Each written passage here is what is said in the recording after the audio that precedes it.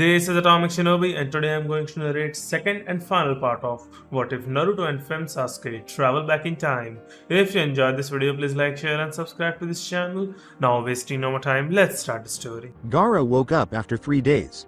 It was hard to tell how much time had gone by as they made their way through the land of River's underground caverns. In other words, if I hadn't been Uzumaki Naruto, it would have been.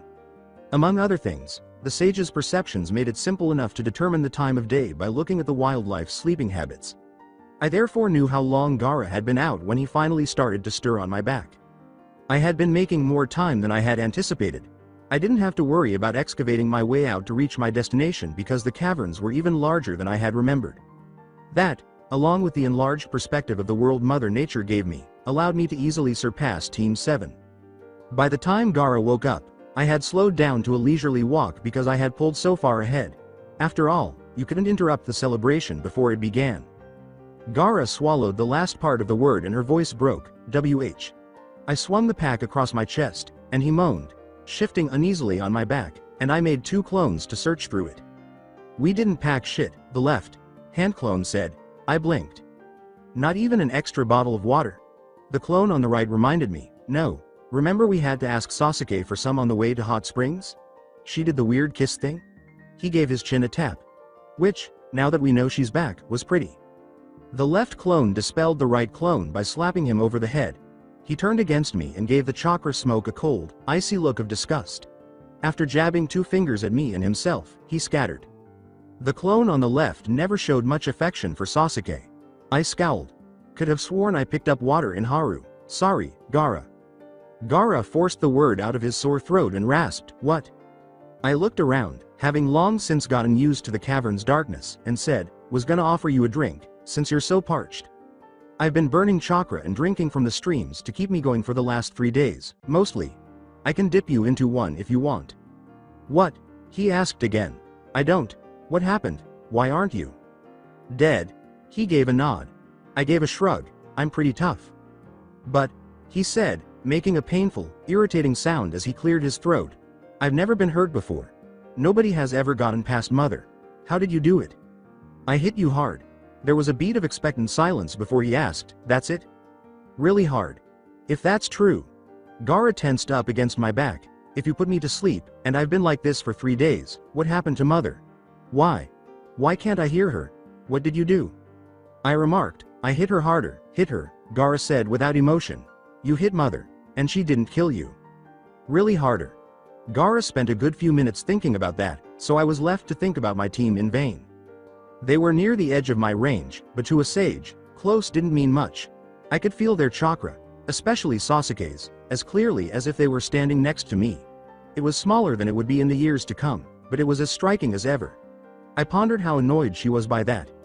After the transmigration, my own chakra reserves had drastically decreased, but overall, that wasn't very significant. Being born an Uzumaki, sharing chakra space with the Kyuubi in the womb, and then becoming the Jinchuriki for said Kyuubi meant that my reserves would always be greater than I needed them to be. In a single day, however, Sasuke's chakra reserves had dropped from those of a kage to those of an above average genin. It must feel so constrictive, I could only imagine. Gaara finally said, "I don't understand," diverting my focus from my crazy girlfriend, a tiny blue star of chakra. "Understand what?" he said. "Anything," with frustration. "You're just a genin, and I'm a monster. How could you have beaten me so decisively all by yourself? Only the Kage has ever managed it." I said, "Makes sense," with a quivering lip, "since I'm a Hokage in the making." "Not only that," exclaimed Gaara, rolling straight over my sentimental statement. He moaned and pounded his forehead against the back of my head, saying, "But you shut Mother up." Not even he could do that. "How did you? Why is it so quiet?" I suppressed a snort. He shifted on my back and abruptly asked, "How are you carrying me?" He seemed to have come to the correct conclusion, and he interrupted himself, saying, "Mother should." I nodded. "Yeah, Shukaku's locked down tight. No more automatic defense, no more sleep terrors, and definitely no more crazy murder whispers in your head." Gaara frantically asked, "How?" And I pondered how drastically everything had upended his world. In the first timeline, it had happened more gradually as a result of Konoha's treatment of its shinobi and his unsuccessful attempts to instill his worldview in them. This is where. Okay. Perhaps I needed to do a little more work. I remarked, Look at your hands. Gaara's arms moved erratically from their grip on my shoulders, attempting to move but failing. He took a deep breath. There was a cocoon of chakra, infused wood that held his hands together. To maintain the balance of our piggyback, my fellow Jinchuriki's arms dangled over my shoulders as the conjoined manacles wound from the tips of his fingers to his elbows. To my senses, the wooden manacles pulsed and shimmered, filled with an absurd amount of natural energy. Enough to stifle a biju, for example. With only a few stumbling steps, I crossed a stream and cheerfully explained, "Those'll keep Shukaku's mouth shut until I take him off, and in the meantime you can sleep as long as you want." "Then why?" Gaara paused, seemingly hesitant to complete his thought, then proceeded cautiously, "Why haven't you killed me?" "Well," after I had stopped yelling at him in my head that we were friends, I asked, "Why would I kill you?" "I am weak. Helpless." I wasn't sure if Gaara spat to the side out of disgust or to try to get the bloody phlegm out of his parched throat. Perhaps both. "You've proven that your existence is worthier than mine. I would not be able to stop you." I concurred, "That explains how I could kill you, but not why." "What? Gaara, were you listening to me while I beat your ass?" I inquired. I let out a sigh of relief as he gave me a silent nod. If your heart wasn't racing, it was a pain to get worked up for a strong, persuasive speech like that. "Then you know why I haven't killed you. Friendship," he muttered. I gave a nod. "Friendship. But what does friendship have to do with strength?" asked the man. After giving the question some thought, I hummed, "You beat me because you were stronger. Faster. You even beat Mother. What does that have to do with having friends?" It wasn't the first time I'd had to explain it to him, and not in this manner. "Why do you kill, Gaara?" he said, to validate my existence, right away. I cocked my head back and arched an eyebrow at him, asking, "How does killing other people validate your existence?" He was in pretty bad shape now that I was looking at him. New crimson trails were dripping from the sides of his mouth, and the blood that had previously covered his face had turned black and crusted. However, he was more vigilant than ever before. He appeared contemplative. Though he was still unaware of it, his time away from Shukaku's influence was already beginning to improve him. "By killing those who seek to kill me," he said slowly, considering what he had just said, "I prove that my desire to live outweighs their own. They can fear me, shun me, despise me, but they can never take away my right to live. In killing another, I prove that my life is worth more than theirs. I deserve to exist more than they do, no matter how much people love them more than me." In silence, I embraced his beliefs and his words. He waited for me to affirm or refute his beliefs before continuing, and when I didn't, he fell into an uncomfortable silence. After letting him wriggle for a minute, I inquired, "How does it feel?" Saying, "Incredible, the feeling of blood staining my sand, of crushing the life out of another, there's nothing that can compare." With no particular tone, I questioned, "Is that really how you feel?" "Yes," he firmly replied. "Then, do you want to kill me?" Gaara stopped saying, "Of course and I smiled. "It's just you up there right now, Gaara. I don't care what Shukaku thinks. Tell me how you feel." "I don't want to kill you," he said in a disbelievingly raspy voice. "It was friendship," I exclaimed. "That's what," I said, "all this time, you've been alone with the Shukaku," the words coming to me just as I was about to say them. "Your mom died when you were born. Your dad might as well have died too for all the good he did. And your village was terrified of you. Even your brother and sister, the two people who should have loved you the most, were convinced that you were a monster. Something to be avoided. But not as completely as they might have thought. I could still feel Gaara's team keeping a very, very healthy distance from us. They were concerned for him, whether they justified it as common sense or as protecting a weapon for their village. I know how that feels," I added with a sorrowful smile. "I know how suffocating it is to have your worth as a human being denied. A person's right to exist should never be a question, but it was for us." "You know?" inquired Gaara. "How?" I gave my stomach a pat. "Shukaku's only one of 9, you know." "Demon," exhaled Gaara. "Yep." "How?" He paused once more, finding it difficult to process this new knowledge without Shukaku to help him think. "How do you stand it? The looks, the words. Don't they madden you? Don't they kill you?" "They do," I muttered. "They always have." He pushed, "What's different?" He was suddenly struck with the answer, "What happened to you that made you so much stronger, so much happier?" And I tilted my head back to give him another sincere smile. Friends. After that, we continued to walk in silence for a good long time, with Gaara slung loosely on my back as I led us to yet another battle, another meaningless conflict.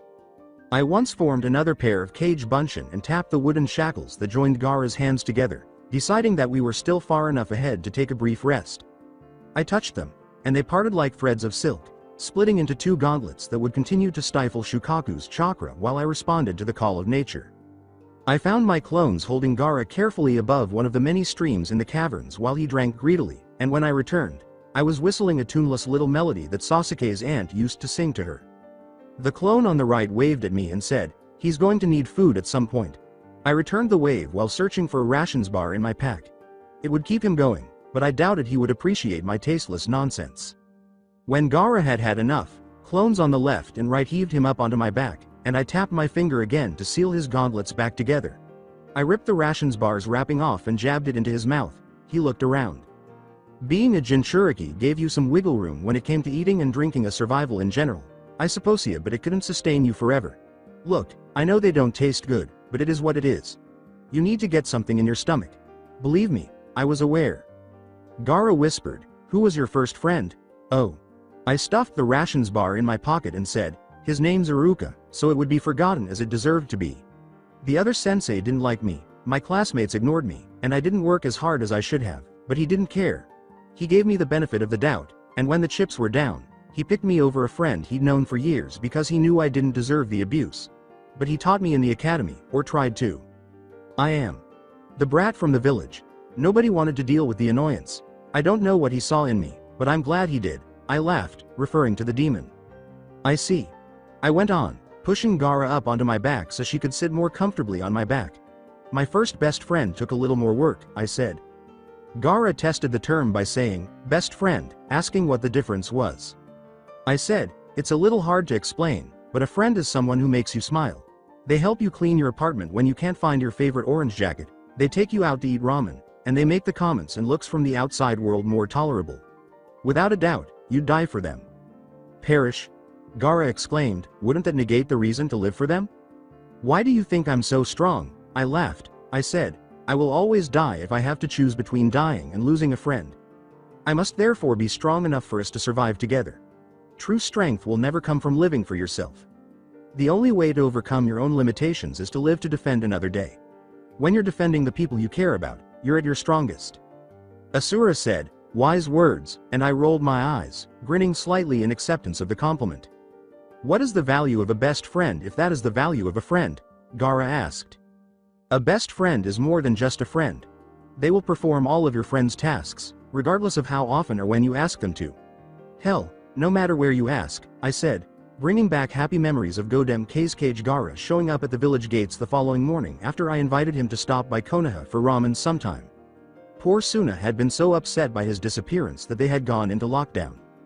A friend deserves to see only your best qualities, so they will only ever see them. The rest of the world is already waiting for you.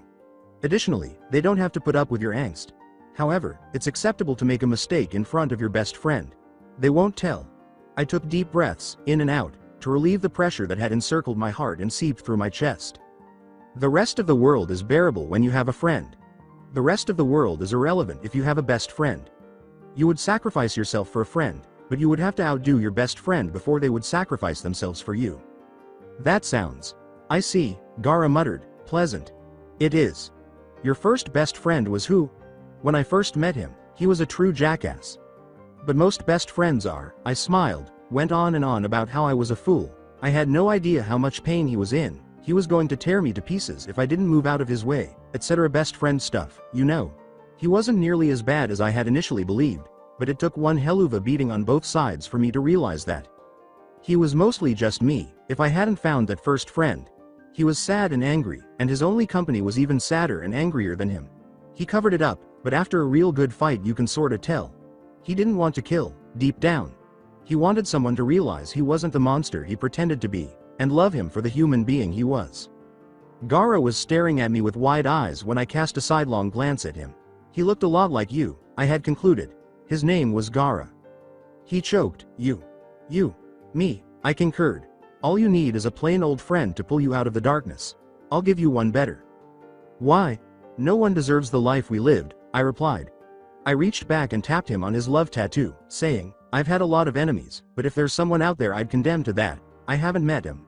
We're all people in the end. We all have the potential to do good. You could do so much more good than bad, Gaara. And you will. and you've done so. When Gaara said, I don't know how to be a best friend, she did so with shame. I chuckled once more. Don't worry about it. You're a natural. How do you know? He inquired, but without the contempt or skepticism that had previously characterized our exchange. He just sounded perplexed now. I could have sworn I'd never met you before. How do you know me so well already? I grinned as I tapped my own forehead, precisely where Mother Nature had roused me with a red dot. The best friends always do. The Arcana is the means by which all is revealed. Sasuke repeated, the Arcana, as he marveled at how absurd everything was. Those are playing cards.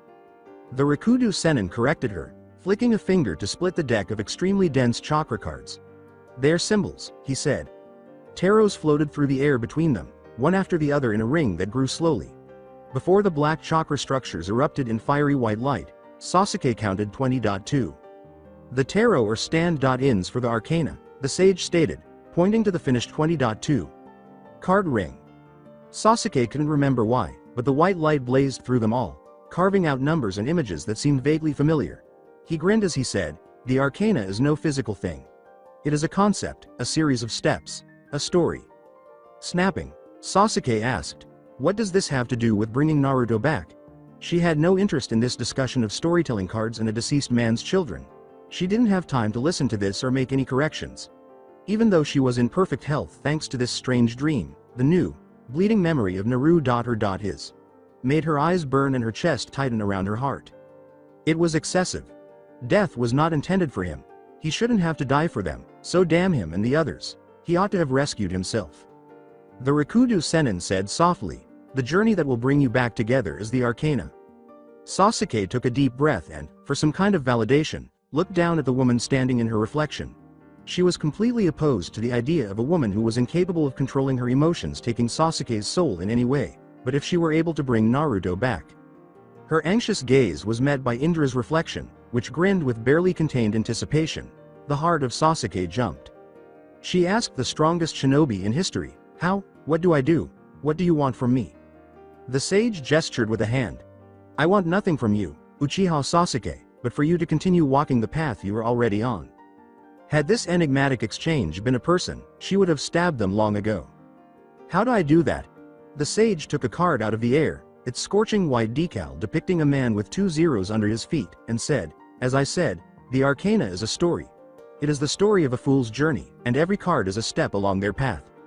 Flatly, you're calling me a fool, Sasuke remarked.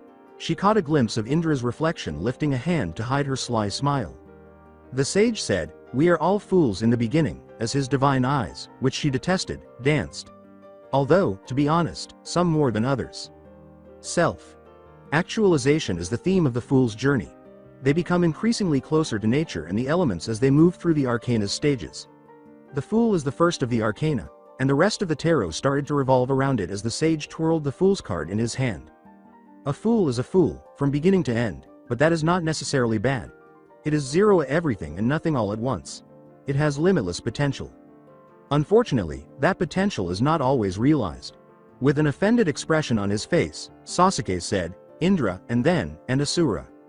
The 20.1 tarot detached from the fool's card and floated toward Sasuke, circling her in its place. Precisely. You know of the power my line wields, and by now I hope you know of the burden that comes with that power. Sasuke reflected on the bleeding eyes, the encroaching madness, and herself and that woman. She recalled Naruto's fearless grins and brutal crucifixions. She knew, so she bowed her head toward the Rikudo Sennin and his daughter. When her own brother had ripped her world apart, she had never imagined knowing as much as she did now. She was aware of more than she could ever forget. The sage said, I thought you would, and then twisted that into an apology. She disregarded it. You know the burden grows heavier the deeper you delve into that strength. The constant pressure of it weighs on your sanity, sharpens your pains, and eventually, you break beneath its weight. It happened to my children. It happened to Madara and Hashirama. Sasuke realized, but not you, as the sage's disorganized speech began to make sense in her mind. He grinned. Sasuke. What is it you want to do? What do you hope to gain through this fight? I want to hear what it is you honestly think. What was it she desired? The question and its weight made Sasuke shudder. She had a gut feeling that this was a pivotal moment in the discussion because, in one way or another, her response put an end to the riddles. She could not afford to make a mistake. What, then, did she desire? Why had she gone to that battleground? Really, she hadn't anticipated winning. It had been years since the odds were in their favor. Why had she killed herself in an attempt to kill Uchiha Madara, thrown herself into the open maw of the restless corpse of the Jubi, and fought for a whole country of people she could not give a damn about? For what purpose? For whom? She blinked fiercely against the tears as she muttered, I just want him back. The sage pondered, so that is your answer. Her breath was held. I understand. Sasuke gasped when one of the taros that were circling her touched her shoulder as they got closer. Memories accompanied the lightning. Like surge of the hyper. Dense chakra through her. Rough lips against her own, the clean burn of a black flame, and memories of battle. At the touch of the tarot card, she found herself falling again into blue, laughing eyes. With wide eyes, she drew away from the chakra construct and studied its design. A man and a woman are standing on either side of a tree. Supported heart. A sun above it all. The lovers. Desire found in the arms of another, smiled the sage, perhaps more literally than usual. Darker memories hit her, and Sasuke hissed as another card touched her left ear. Recollections of slithering, cold things, of screaming, corpses, and blood-red eyes that weren't her own. She felt shame and self-loathing from the card, both past and present. She recoiled, knowing the card's name but not wanting to look at it. The Hierophant. The sage let out a sigh. The first level of understanding. A reevaluation of one's understanding of the world and its structure. She assumed that reevaluation was the appropriate word for that day. She avoided the next card, observing its fiery white chariot pass by carelessly and with a certain disdain. Her ankle was quickly scraped by another, and she was suddenly filled with visions of leafy canopies in the sunlight and slow, deep breaths. She could feel warm skin under her fingers and cool bark against her back. It took Sasuke a little longer, but not much, to take herself off of this card. The card floated languidly on, showing a lantern above an eye ringed with concentric circles. The recluse. Comfort in oneself, found in the withdrawal from another. So they left. One by one, the tarot of the Rikudo Sennin pulled Sasuke into memories of her past. They all involved him in some way, and nearly all of them were violent. Her dumb lover. The sage flicked the fool's card from his hand in her direction after 11 of the 20.1 cards that were revolving around her came and went. She paused. Prior to this, all of her memories were based on very specific events and moments in her life, all of which were connected by a common theme. She knew what it would be if this was the first card, the first memory. Still, she extended her hand and touched the card. She shut her eyes, and shoved it out of the way. Some memories weren't worth thinking about. Whispering, a beginning for two young fools, the sage began. With some relief, Sasuke watched the taros fade away one by one. Then this journey, he said. It's how you became as strong as you were without breaking. The sage gave a nod. Every step of the fool's journey unlocks yet more of one's hidden potential. My children never finished their journeys, and neither did any of their descendants. My sibling and I have been the only ones in our lines to manage it, and so we were the only ones to withstand the curse of our family's power. After accepting and processing this information, Sasuke stopped. Your sibling? She tilted her head in question. She noticed Indra's reflection staring at her father with a similar level of intensity out of the corner of her eye. Yes. Otsutsuki Hamura. Hamura, muttered Sasuke. A name that is masculine. It appeared to be a pattern. I thought you said this cycle of love and hatred began with your children, sage. The Sennin of Rikudo said nothing. Indra's eyes went wide with anger. Sasuke inquired, was it different for the two of you? Did you accept her feelings where Asura and Hashirama did not? With a mature appearance, the sage closed his eyes and said, I like to hope those feelings did not exist. Sasuke laughed. It assumed that the man with the most common sense in this line would be her idiot. Of course you do.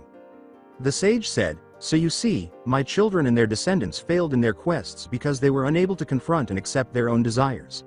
How could I help them do so, as I had never gone through such a thing myself? You're unique because of this, Uchiha Sasuke.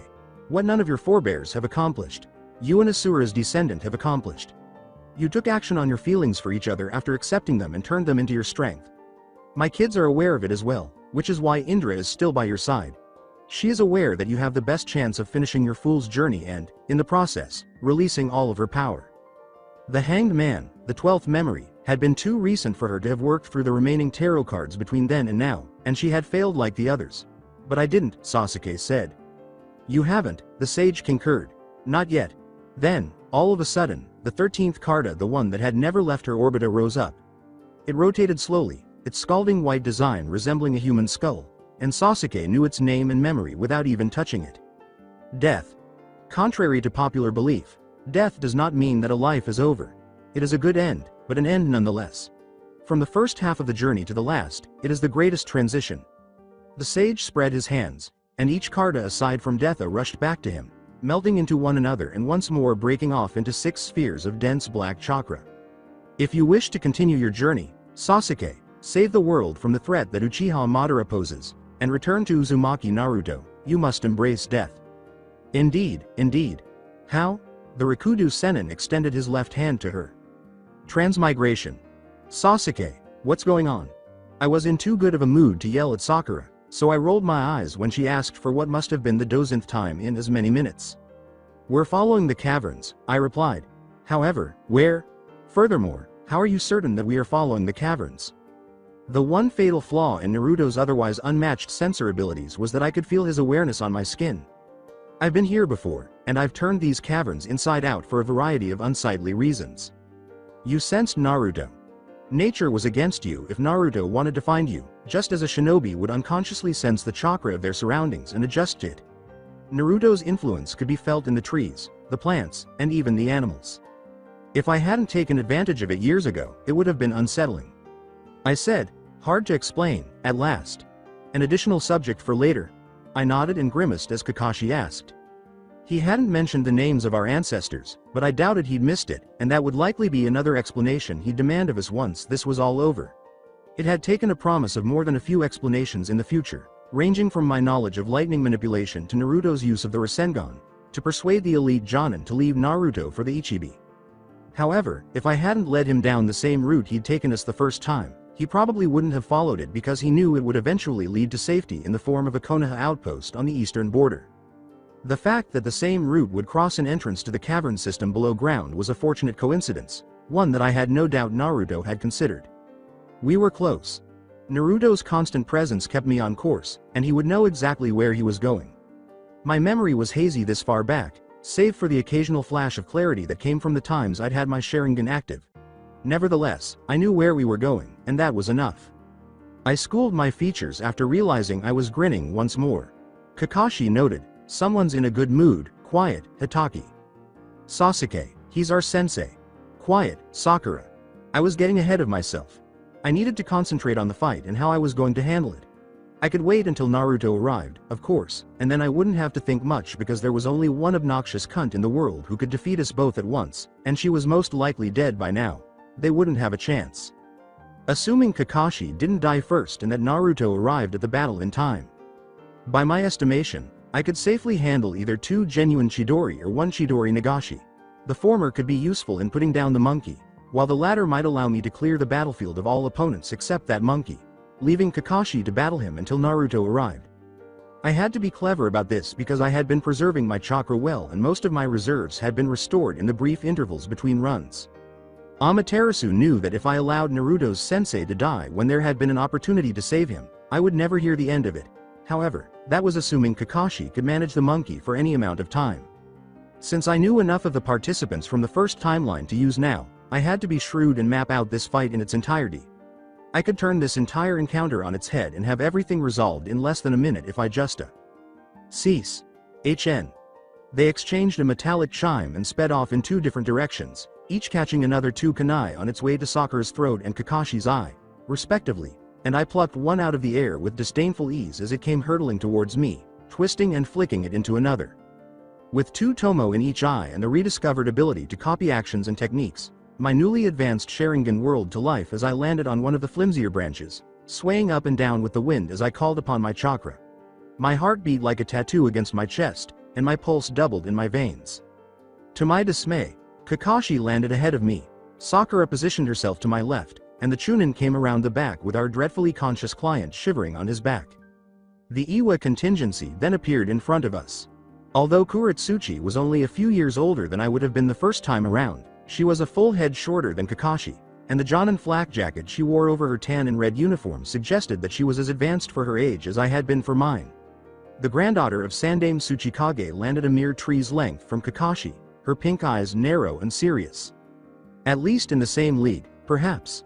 A dozen Iwa nin formed up behind her. Compared to the trash that had been ambushing the client and his Konoha nin team before we sabotaged them days earlier, this was a much more capable group of shinobi.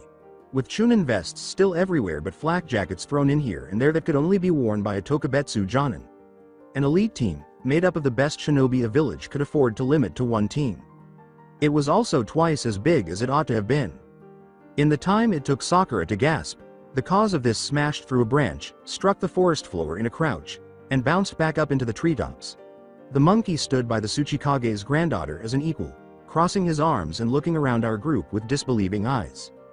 Flicking a disdainful hand through his spiky red beard, the monkey humped, "Did you pull my team off course for the copycat and some brats?" Kuro-chan, what happened to being a big bad Jonin? The monkey shrugged, the slabs of muscle layered over his shoulders and neck rolling with the movement. "Don't call me that," Kuretsuchi growled. Despite his advanced age, he had a powerful physique, and his long, sleeved shirt, which was Iwa's signature muddy red, was parted to reveal a mesh shirt stretched to its limits across the man's barrel chest. The outfit was completed with dark gray pants that fell just past his knees and were tucked into thin shin wraps. The monkey's every move conveyed strength, and his attire only served to accentuate that message. In addition to being the oldest and most formidable shinobi Iwa had to offer aside from the Tsuchikage himself, he was Yoden no Roshi, Jinchuriki to the Yonbi, and if I didn't take action, he would soon be the one who killed Kakashi. Kakashi said, "Yoden no Roshi," and as his one exposed eye returned to me, I could almost see the plans and ideas racing through his sharply sharpened mind. "Is there anything we can do for you?" "Look, kid," Roshi sighed. 2 days ago, I should have been home, in a bath, and completely smashed. Right now, I don't have the patience for diplomacy. I will burn you to the ground if you don't follow Kuro-chan's instructions. "Stand down and surrender the noble," Kuretsuchi ordered Kakashi. "The Tsuchikage will consider your salvation if you come in peace, but what you did to Udo's team won't be forgiven. Get down." "This Udo," Kakashi said in a calming tone that didn't seem appropriate for him at all. "He led a team of chunin, right?" Drawling, "That's right," Roshi said. "Then, I'm afraid there was a miscommunication. In our own territory, Udo's team unprovokedly attacked a Konoha shinobi team." The elite Jonin splayed his hands in a peace gesture, bringing his left hand conveniently close to his headband. Covered eye. "My team only came to their lawful aid. Her granddad wants the noble," Roshi said. "Udo's team was pursuing him in the Tsuchikage's name, making their actions most lawful by default." Sakura blurted, probably without thinking, "That's not how it works," and screamed under the scathing glances that Kakashi and the Iwa contingency gave her. Roshi chuckled. His chakra pulsed and rippled in time with the words, revealing lakes upon rivers upon oceans of chakra roiling inside him. "We're in neutral territory, girly," he said amiably. "Konoha laws don't mean what they do back home. He had as much chakra as my beloved fool. At least in the same league, perhaps. With only our client's labored breathing and Naruto's chakra to keep me company." The seconds passed as Kakashi stared off against the Tsuchikage's granddaughter and his strongest shinobi. Then, with a sigh, he removed his headband from his stolina or borrowed AI. He said, "Sasuke, Sakura, go now. Locate Naruto, now."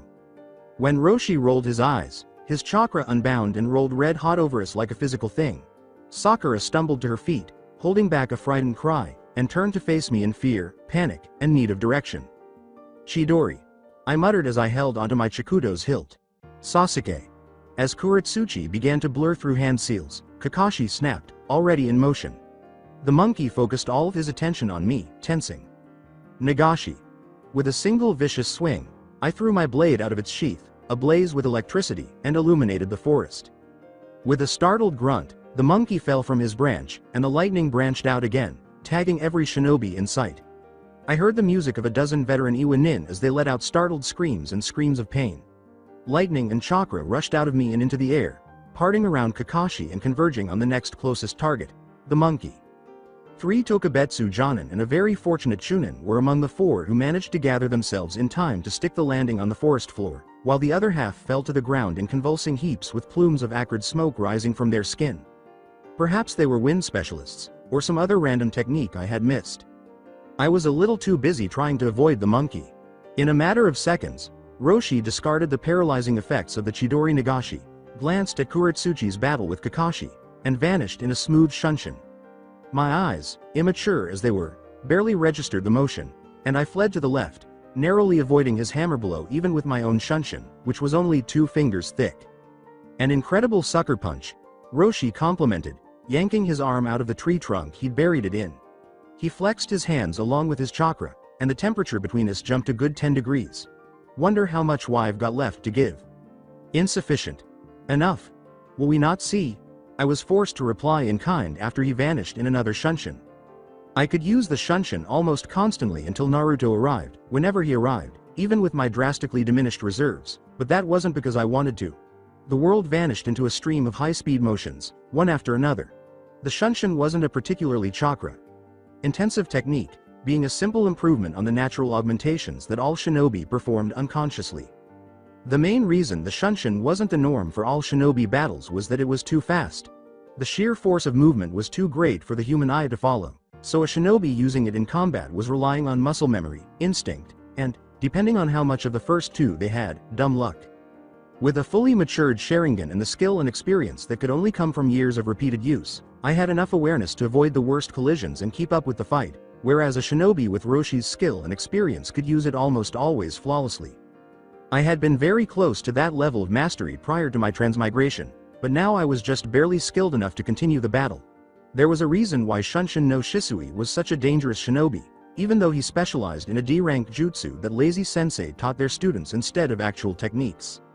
Roshi appeared to my right just before I emerged from my own shunshin, reoriented himself as I did, and slammed into me with all of his 200 pounds and more. Sasuke. I struggled to turn my Chikuto around as I thrashed in his grasp, but he was unmovable, and I snarled as I looked up into his eyes, at the assured, almost relaxed set of them, and crashed into and through one branch, then another, until I was the only thing between Roshi and the ground. Like the one I'd used in the fight 3 days prior, it was much weaker for the lower chakra cost, but Roshi didn't even let go as lightning burst into life between us, striking Iwa's Jinchuriki at the arms and chest in a miniature Chidori Nagashi. But he did loosen it enough that I could move my arm with my sword. Aiming for the heart, I drove my Chikuto into the space between his 3rd and 4th ribs, but my blade had only gone 3 inches when his bear hug tightened and then tightened again, causing my vision to flicker white as I arched into his grasp before Roshi released his hold and I fell to the ground. As soon as I felt solid ground beneath me, I was smart enough to shunshin to the right, clambering to my feet and running away quickly enough to avoid a piledriver who would have killed me. Taking some weight off of our sensei must have had some positive effects because in the first timeline, Kakashi had fielded both the monkey and the Tsuchikage's granddaughter while Naruto and I attempted to do something against the group of Chunin and Tokubetsu Jonin. I gasped violently, my back an unbroken plane of screaming flesh, and I chanced to glance around me as Roshi straightened up. There was fire in the forest. A quick application of wind chakra bent the smoke that was starting to choke the forest, allowing it to hug my skin without actually impeding me. It was easier to move through, and it also obscured me from my opponent's view. I continued moving towards what I assumed was Kakashi's side of the fight after disappearing in another shunshin and avoiding a low jab that would have broken at least one rib. He might have sensed me anyhow, but I had a feeling Roshi wasn't much of a sensor, and a heavy hitter's skill set didn't typically include that. Naruto was, as usual, an exception. A nearby flame roared, and I froze, jumping sideways as an honest to Amaterasu meteor struck a tree a few yards away, breaking it at the base and igniting the quartz. The meteor, which had a diameter as large as Kakashi's height, continued on unhindered by the first tree, then another, and another, and another. Yes, Yoden no Roshi. A couple of the surviving Tokubetsu Jonin appeared to be Kaiden specialists, as flames of a more banal kind illuminated the forest one after the other after the Jinchuriki's shot in the dark. He was so densely packed with chakra that it was difficult to miss him. I narrowed my eyes, peering through the smoke to the chakra beyond, and found my target.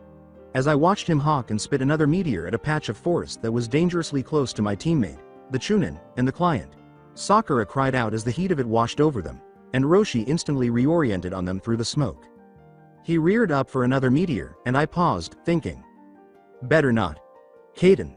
Jutsu no Gokakyu. He was still standing when the flame passed, and his blood-red hair was only slightly singed, but it disrupted his technique. My own fireball, one of many, sped through the smoke and devoured the monkey from hips to the tips of his hair. And drew his focus back to me. I ran off again, but this time he was on my heels, and soon he had completely overtaken me. I twisted halfway through a shunshin and lashed out with my Chikudo right as we leveled off, opening his forearm up with one clean stroke. He was blinded by the smoke, so there was only so much I could do before he found me. For all the attention he paid, I might as well have missed. He kicked out and humped at my wrist in an attempt to disarm me, and I hissed in agony as the bone crumpled and broke under the blow, but I managed to hold onto my blade. Roshi then planted his feet, threw his head back, and twisted his fingers like a dog-ox hair snake. I whispered, "Well now," as I watched the chakra rise to his throat and begin to boil. I was going to suffer for this hubris, one way or another, and I gathered chakra for another shunshin, knowing as I did that it wouldn't be fast enough, but the meteor erupted from his mouth no more than 5 yards from me, burning uncomfortably against my skin before it even took shape. Death or disfigurement? I couldn't tell which was worse based on Naruto's response. "Look out!" I blinked and found myself outside the meteor's area of effect, struggling to catch my breath while Kakashi carefully set me on my feet. By the time I managed a short gasp, he was already gone, diving back into the fray with Roshi in hot pursuit. A silver-haired blur that completely confused my immature Sharingan struck me in the core of my stomach, driving the breath from my lungs and wiping out the world around me. HN. Sasuke. Sakura landed in front of me, wild-eyed, ragged around the edges, and obviously out of her depth, but she had a kunai clenched tightly in both hands and didn't appear to be planning to move before me, so I turned and raised an eyebrow at her. I figured at least she was doing her job. "What are you doing?" I inquired. She said, "You're hurt," as though I didn't sense the tension in my sunburned skin and the ache in my back. Hubris, indeed. I needed a better body and more chakra, better as in stronger, not .so. Well, maybe both. "I'm all right. What's going on?" As a tree heaved a tortured groan and went down in flames, Sakura reported, "Kakashi. Sensei beat the Tsuchikage's granddaughter back," adding, "I don't know where she went. They turned on the client because the other Iwanin attempted to band together against him, but he was too quick. And, I'm not sure. I lost him, but Tatsuno took him and ran away. There isn't much forest left," Sakura said, looking gloomily around. "I'm not sure how far he could have gotten, though. I drank in the ruined forest, the grassy grounds wiped bare, the trees burned to the roots, and I exhaled, easing my Chikudo into the hand with the functioning wrist, and jumped into another shunshin, the cloying smell of burnt life and sulfur filling me to overflowing.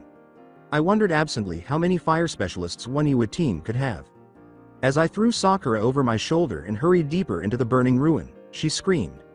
The Iwa Chunin and a Tokubetsu Jonin behind us scrambled after us, one clutching a katana in 2 hands and the other reaching into their pockets for more kunai. I quickly turned and threw us into 2 more shunshin before disappearing into the smoke. Sakura sputtered, You, as I dropped her off my shoulder onto the charred earth. Perhaps needlessly, but with pink-haired girls, you never know. Not all of them went after the client, I clarified. You saved me. Taking a roll of medical tape from the pouch on my thigh and wrapping it around my broken wrist, I rolled my eyes and said, Didn't do it for you. Sakura scowled and said, Then who? I was. Jinchuriki leapt back, away from us, to avoid a pack of lightning hounds swarming on him at a dead sprint, and the air between them rippled and blurred with the speed of our sensei's passage, causing the earth to lurch beneath us as the monkey pounded not 1, but 5 meteors into it all at once. It appeared that Kakashi was worth the hype after all. Mazurapa, Sweden. Regretfully, he had died the first time for a reason. Kakashi was caught mid-leap by Kuratsuchi's water trumpet, and he was left hanging, unable to do anything but block the worst of it. The jet of hyper-condensed water struck him in the chest, and even though his arms were crossed, the technique still threw him clear across the newly created clearing. A miniature volcano rose up from the earth behind the Tsuchikage's granddaughter as I looked around for the water source she had drawn from earth-rising excavation.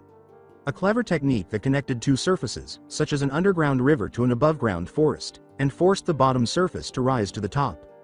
Roshi appeared on the opposite side of the forest from us, running frantically through hand seals, forcing the Iwa Nin to decide between us and him.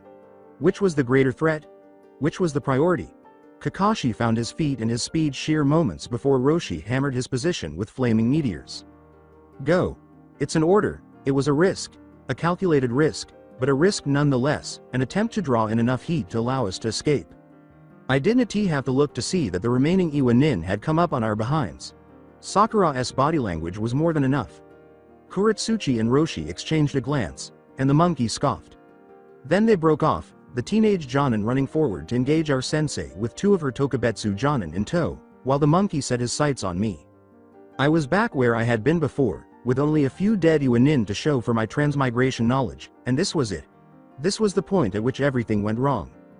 We would be eliminated quickly because I was outmatched against Roshi and his remaining personal team members. My chakra reserves had depleted even more than I had previously thought, which infuriated me. Coughing sulfur and charcoal into a gloved fist, Roshi remarked, "Not a bad fight, girly," adding that he hadn't thrown around that much lava so quickly in years. "You have a quick sensei." In the vividness of my Sharingan's stored memories, I could see it all unfolding. We would attempt to defend ourselves, to flee, to do pretty much anything, with some modifications made with my advanced abilities in mind. Eventually, we would fall, and Roshi would deliver the fatal blow. Naruto would accept it, save us, and go insane from the demon in his stomach. We'd feel hopeful as they fought, Jinchuriki against Jinchuriki, and Naruto would make something of it, but then the monkey would emerge, burn everything to the ground, and deliver the real killing blow, the one Naruto wouldn't be able to recover from.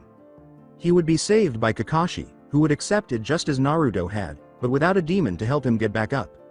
Naruto would scream, weep, and become furious, and then Kakashi's final words would pierce his crimson haze. He would turn away from Iwa's demon, away from retaliation, tossing both of his teammates over his shoulders and blowing through the enemy nin, through the Tsuchikage's daughter, farther away from home, and doing in a single second what I could never do. Giving up his vengeance for the ones he loved. With only 3 genin out on their first C-rank mission and 3 kids looking for home, we would spend the next month wandering from enemy territory to enemy territory, terrified of everything. We would eventually find it, but it would be painful to get there. "All right, sweetheart? You look a little traumatized," Roshi said. However, that wasn't quite correct, was it? Naruto wasn't present, wasn't trapped with us. My mouth twisted.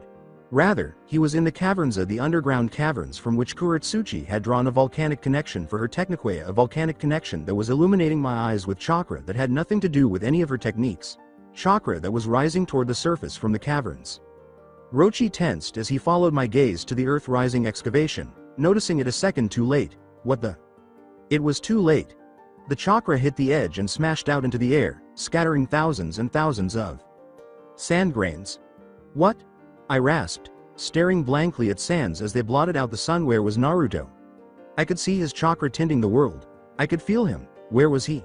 No. Sasuke. Is this? Sakura gasped. No, I let out a scream. The sand dropped. Halfway through a shunshin, Sakura threw me to the ground, and the tiniest Jinchuriki then unleashed a sandstorm on the battlefield. She cried out in agony, her voice almost lost in the sudden howl of the sands as she begged me, and I thrashed against her panicked grip, further damaging my wrist as I repeatedly slammed my fist into her shoulder. Sasuke, stay put. We must remain. I gave her the hardest possible backhand across the face. She flew off me, landing in a stunned heap, and I rolled to my feet, squinting against the storm, twin tomo whirling in each eye, seeing flickers of foreign chakra, dying flames being snuffed out by the sands, though it was nearly impossible to see through the chakra. Saturated sands. The chakra signature nearest to me let out a terrified cry, and the sands parted just in time to reveal a sand kofina, a cocoon of sand that collapsed with an Iwa nin trapped inside. His face was a jumble of dried blood, I noted with a hint of savage satisfaction, but he was alive. He was alive and Naruto wasn't here. I looked to the skies, to the upper limits, and there he was, crouched on the volcano's lip, one hand raised, the other clutching his head. His eyes were poisonous yellow with 4 pointed stars in the center, while mine were blood red and speckled with black tomo, Ichibi. I summoned my chakra, electrified it, and braced myself for a release of my remaining energy and a frantic run to the volcano. Naruto wasn't here and he was, and Amaterasu saved me, if I had to die a second time to rip his throat out with my bare teeth. The sands converged around me, wrapping around my legs and reaching up for my neck. My Chikudo trembled in my white knuckled grip, and the world grew dim as I gazed into the murderous eyes of the teenie. When Gaara shut his eyes, the sand became slack. I watched another Iwa nin get swept up in the sands just like me, and I watched the tendrils engulf him, crush him, and feast on his blood as I blinked, chest heaving, and followed his line of sight as he turned away from me. What? A ball of fire and chakra blossomed in front of me, devouring waves of sand and spitting them back out as streams of molten glass, before expanding outward and upward, to the clear skies, and then dissipating all at once, revealing the monkey himself crouched in its epicenter, caustic red chakra hissing and bubbling along the surface of his skin. Somewhere farther in, Roshi bellowed his fury to the skies, and the Yanbi responded by lighting up the sands. Dude. He stomped a foot on the scorched ground and roared, "What the goddamned hell do you think you're doing to my team?" Demon locked eyes with Gaara, who stared down his senior with utter impassivity before clenching his outstretched fist and killing Roshi's last Tokubetsu Jonin somewhere off to my left.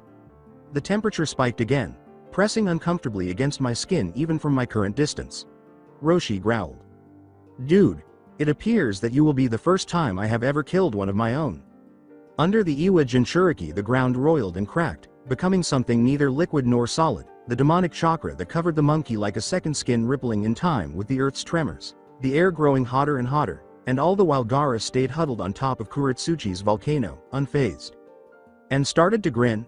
There was too much sand to see, too much to know, but it was too big to be Kakashi's, too bright, too orange. Something flashed past me, a flicker of light, and I turned to follow it. My Tomo whirled wildly as they followed the blur in the sands, the billowing flame of a chakra signature.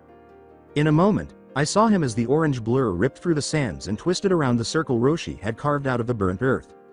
He leapt out of the sandstorm as my eyes widened. Dude! Naruto yelled as he struck Roshi's jaw with a well-known wooden gauntlet. A second Naruto slid out of the sands, twisting at the waist and kicking up into his gut as he flew up, and another Naruto launched itself off the first's raised leg and punched him in the nose, flipping him back. 3 more clones followed, pushing him higher and higher until the sands themselves swung out and grabbed each of his limbs.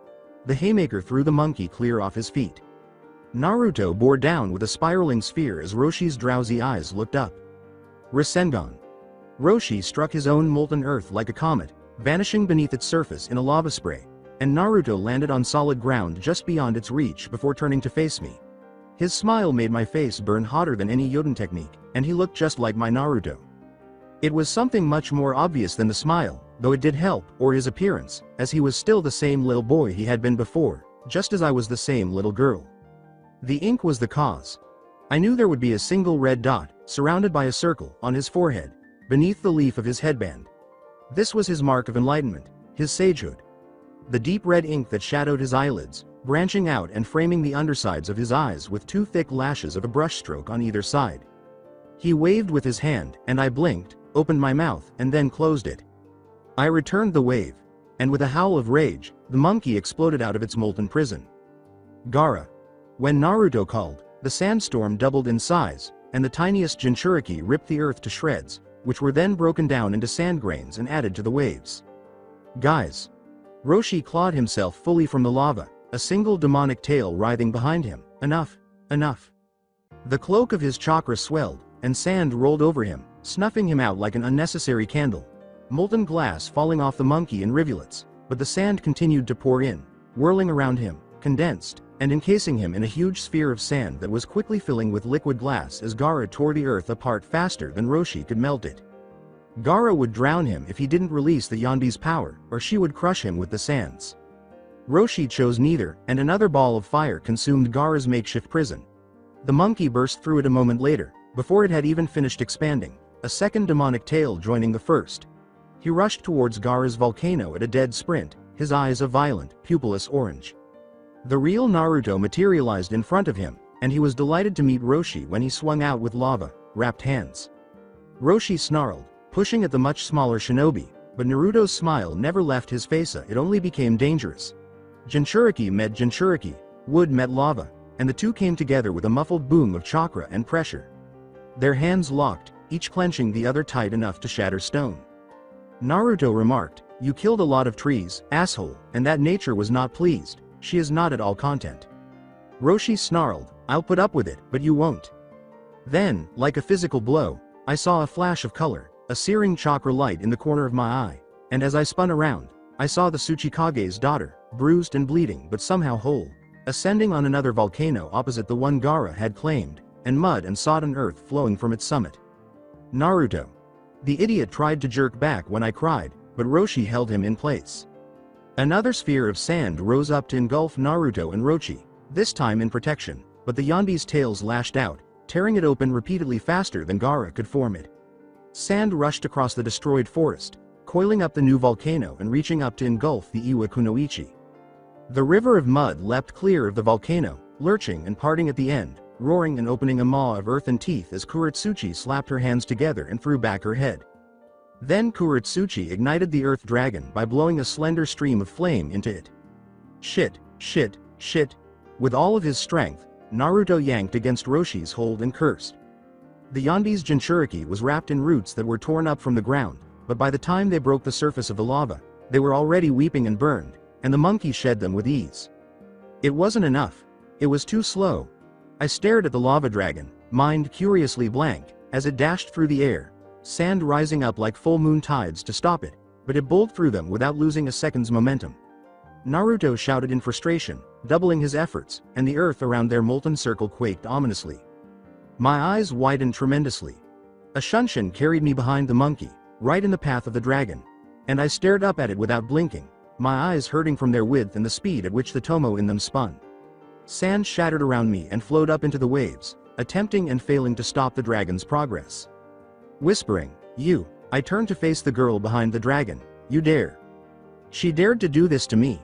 Now of all times, she dared to attack my Naruto when he couldn't defend himself, when I had just gotten him back. She dared to take him from me again, to turn the elements that I commanded against him. My eyes screamed in agony, the tomo spinning and multiplying and melting into one. I cried tears of blood as the lava serpent lunged forward to devour us. My hands trembled, the left clutching my Chikuto's hilt until the wood groaned and cracked, and my right fingers digging bloody furrows in my palm. Did she dare use fire to murder the man I loved? I called upon all of it, every bit, and pushed it away from me. Out it went. Every last drop of pitch. Black starlight as the world sharpened beyond clarity into something otherworldly. I felt strength not my own surge through my veins, kicking open tenketsu and filling me with burning, pitch, black energy. Every tenketsu and pore in my body erupted in black flame, which then twisted and swirled into something much bigger than myself. As she greeted the world with her heavenly cry for the first time, Susanoo threw her head back, her midnight hair streaming behind her. Finally, a woman's voice purred, "You've kept me waiting." "Shut up," I growled. I lost myself in memories, painful memories of slithering, cold things, corpses, screaming, and blood-red eyes that were not mine, until I was left with nothing but the memory of that day. Susanoo clung to the memory, to its clarity, and she took strength from it. Susanoo pulled the Hierophant's shield from behind her back and buried it in the ground between us. The Hierophant's shield held firm as rivers of flaming rock flowed, with not a single drop of molten rock approaching Naruto or his opponent. The serpent struck the titanic flaming shield with all of Kuretsuchi's combined elemental force, but it was insufficient, and it broke, shattered, and parted around Susanoo's shield. I rode the jutsu all the way to the end, and only then did Susanoo drop her shield, and I lost myself in a new memory, one that I had never, if I could avoid it, ever thought about. Susanoo grabbed the memory, and she drew strength from it. Susanoo beat her wings and flew into the sky as the fool's wings, which were huge and feathered by black flames, erupted from her back. I looked up, and my eyes told me everything I needed to know about the girl from Iwa. Susanoo waved a disdainful hand, swatting 2 arrowheads from the sky and allowing the rest to pass harmlessly through the billowing panels of her armor. Kuretsuchi jumped back, forming another jutsu with terrified seals. The surface of her volcano buckled, ejecting half a dozen arrowheads larger than she was at breakneck speeds. With all my strength, I slammed her flat against her volcano's lip with my knees in her stomach, causing her to arch up and gasp in vain for air before I pushed her back down. Kuretsuchi thrashed against me, her pink eyes terrified, and I grabbed both of her wrists and crushed them against the stone, ignoring the pain of my own broken wrist as I leaned in and hissed. "You," I said again, my eyes crying from the strain of my fully matured Sharingan and the fact that I hadn't blinked in more than a minute. "You attempted to murder my beloved man. You uppity rock bitch, I'll show you fire. You tried to kill the man I love with fire." The stars in my eyes started to spin. "Let me show you actual fire." That same voice, brimming with satisfaction, repeated, "Fire blacker than night," adding, "Fire for 7 days and 7 nights, and we'll show you." Kuretsuchi gasped, Please, Amaterasu." The granddaughter of the Tsuchikage screamed and screamed. Susanoo took off, leaving the flaming volcano behind, and as I flew, I saw Kakashi, alive and bruised, stepping away from a heap of Iwa corpses and heading toward Sakura. I brushed them both off as safe and concentrated on the monkey, getting ready for another round. The fool, or at least its hands, had been summoned by Naruto in the time it had taken me to deal with Kuratsuchi, and they were cupped around the monkey, who was then encased in writhing tendrils of sand from head to toe, locking him up tight. I watched as the demonic chakra was gradually drained from Iwa's Jinchuriki and filtered back into the earth, to be used in feeding the future trees.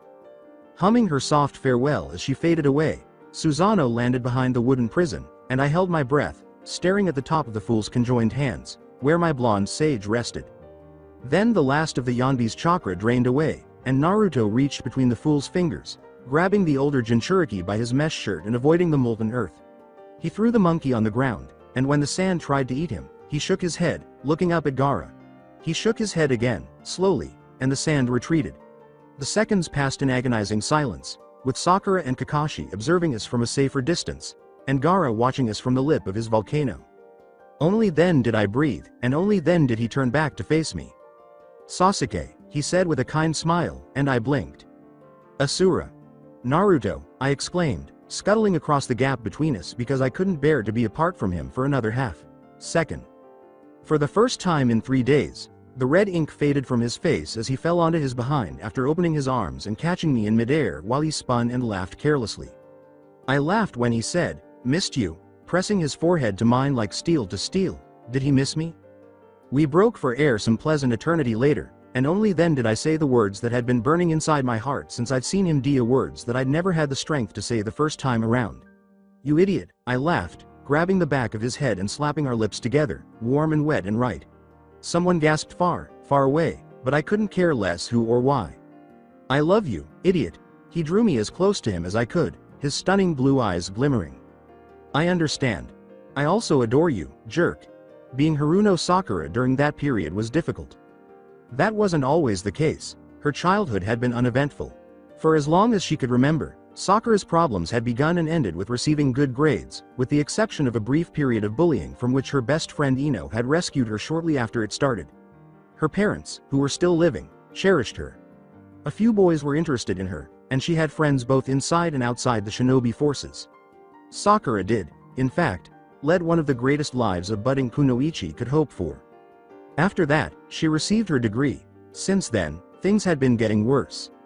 For years, she had been anticipating her genin cell. Both of her parents were low-level shinobi, and they had told her stories about their genin cells and the relationships they had developed with their teammates. According to them, your genin cell was your family, carefully chosen by the Hokage himself to best suit your advantages and disadvantages. That was what Sakura desired. She longed for that intimacy, that connection that transcended friendship and family. She desired a group similar to the renowned Ino Shikacho cell, which was the sole force behind the friendship between the Yamanaka, Nara, and Akamichi. She was determined to have it. She was so excited that she could hardly sit still in her seat when it came time for team assignments.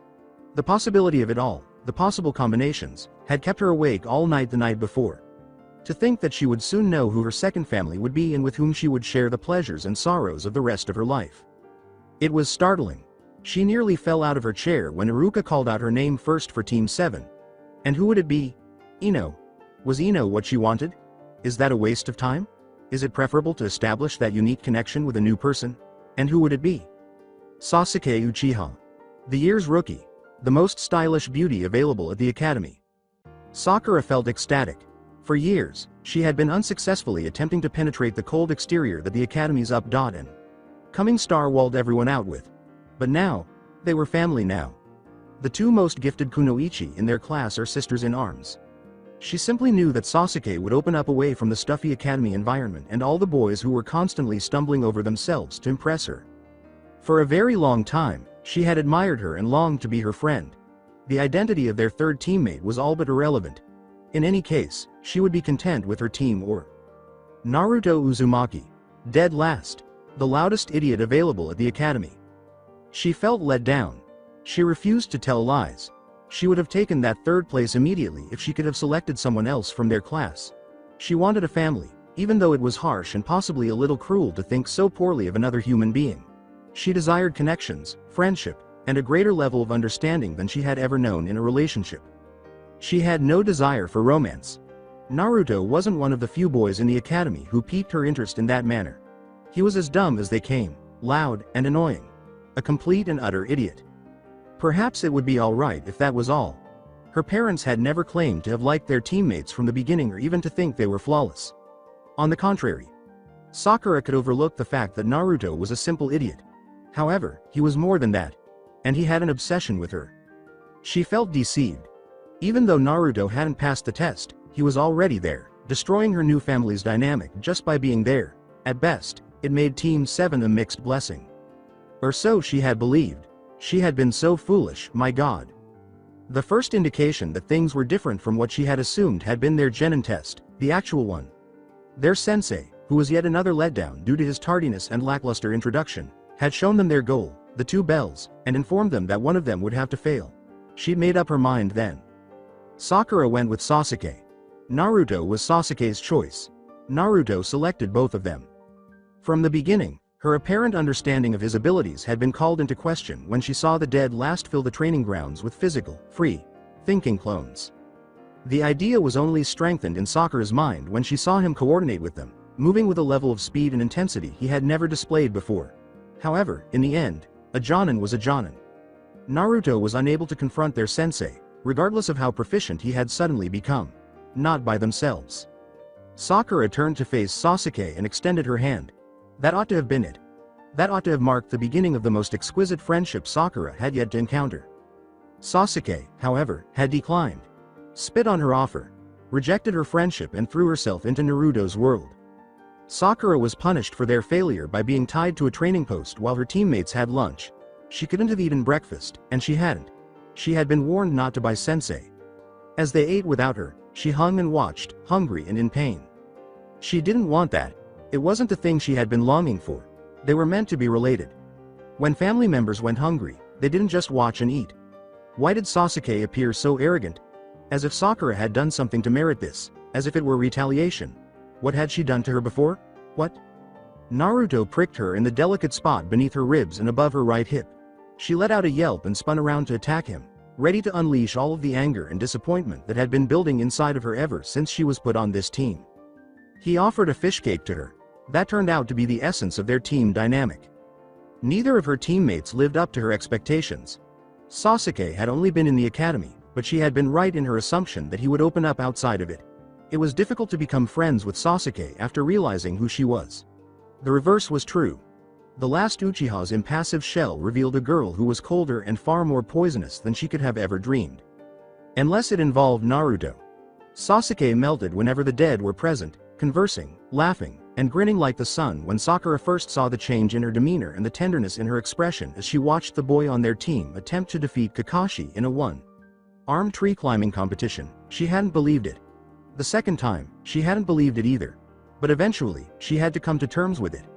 Naruto was far more popular with Sasuke than she was. It was gloomy. The night she finally told herself, she sobbed herself to sleep, and the following day, she stayed at home and felt sorry for herself. If not for a certain idiot who stormed through her window at noon, she would have. The ultimate irony of it all was that Sakura couldn't even consider Sasuke a friendly acquaintance, much less family, after she shed her academy persona. Likewise, Naruto had removed his own Fa section aide and revealed himself to be more. At first, she hadn't trusted it. His warm smiles, enthusiastic support, and uncomplicated kindness. Everything was very platonic. It wasn't Naruto, but it was everything she desired. She was unable to interact with Naruto without it devolving into a frantic romantic endeavor. She was aware of this. She had discovered. Naruto never acted nice just because he wanted to. But he was. She had been waiting for anything, really, for weeks, for the other shoe to drop. However, it never materialized. He simply liked her, as far as she could tell. She smiled at it. His eyes brightened when she saw him, and it warmed her from the inside out. Sakura felt as though she could have the genin cell her parents had promised her when they were alone with their sensei. She could understand it if she just tried a little harder to be better to Naruto. However, that was the issue. Seldom was it just them. And she realized it might never be again as she saw Sasuke jump into his arms and kiss him in the middle of a field of corpses and lava. Sakura. Ah! She exclaimed, her eyes darting in response to the fatigue that weighed them down.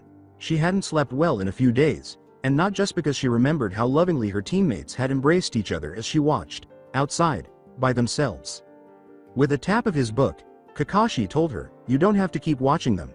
Sakura looked back at her teammates and paused, saying, Your sensei can do some things himself, you know? As soon as the fight was over, they had fallen asleep. Sasuke simply fell to the ground, sprawled over Naruto's chest, ecstatic. 2 days had passed since then. They couldn't even reach them, as if that wasn't terrible enough. They refused to leave the boy from Suna, the frightful murderer who had pulled Naruto into the caverns and nearly stopped her heart in the process. How could Naruto have used Mokuton to trap the unconscious monster? Sakura had run to them, past the lava, past the corpses. And the boy had seized her after that. She had been flung across the field, encircled by sand fingers thicker than her waist. She had no idea how far she would have flown if Kakashi hadn't caught her in midair. In order for them to take care of their teammates, Kakashi had begged the psychopath to release them. His answer? You are not his best friends. She had the option to scream. For water and rations, they decided to take a brief break from their journey back to Konoha. Team 7, the Suna monster, and Chunin and his client. Sakura wasn't certain who she should choke first. Or more difficult. I know, Sensei, she uttered at last, sagging in surrender. Despite this, her gaze was fixed on Naruto's sleeping form, which was hidden by Sasuke and the sand. It's just. They've been asleep for so long, and he won't let us help them. I gave them water. Stop talking, or I'll end you. She crushed her unappetizing rations bar to an even more unappetizing paste while giving Naruto's self-proclaimed best friend a murderous glare. Unfazed, he returned her gaze. Kakashi massaged her shoulder in gentle circular motions until she released the ration paste. He unwrapped another one and gave it to her. In a patient tone, he explained, chakra exhaustion always hits the hardest your first time. I wouldn't be surprised if they slept for another day or two, with what they were throwing around at the end, there. He isn't chakra exhausted. Kakashi turned it on the boy from Suna and tilted his head, his amusing brown eye going flat. He had permitted the foreign nin to accompany him. Sakura's sand was incredibly strong and swift, and it was currently encircling 2 members of their team, if he had to guess. However, that did not imply that he was more fond of the boy than she was. What makes you think that? The boy looked down at the entwined genin before him and scowled. When we fought, I felt a portion of his strength. It was incomprehensible. Greater than mother's, and then some. And there was more of it, locked away, that he had no use for. He bit into his own rations and shrugged. Chakra exhaustion implies a limit to one's strength. I don't know that he has one. Did she have a dream? Was the whole mission a complex prank? How could she be on the verge of believing him, and how could he be discussing Naruto? She would have laughed in her face if someone had presented her with this scenario on graduation day and told her that it would become her reality within a month. It was simply so perplexing. While sleeping, Sasuke moved and buried her face in Naruto's neck crook. Everything.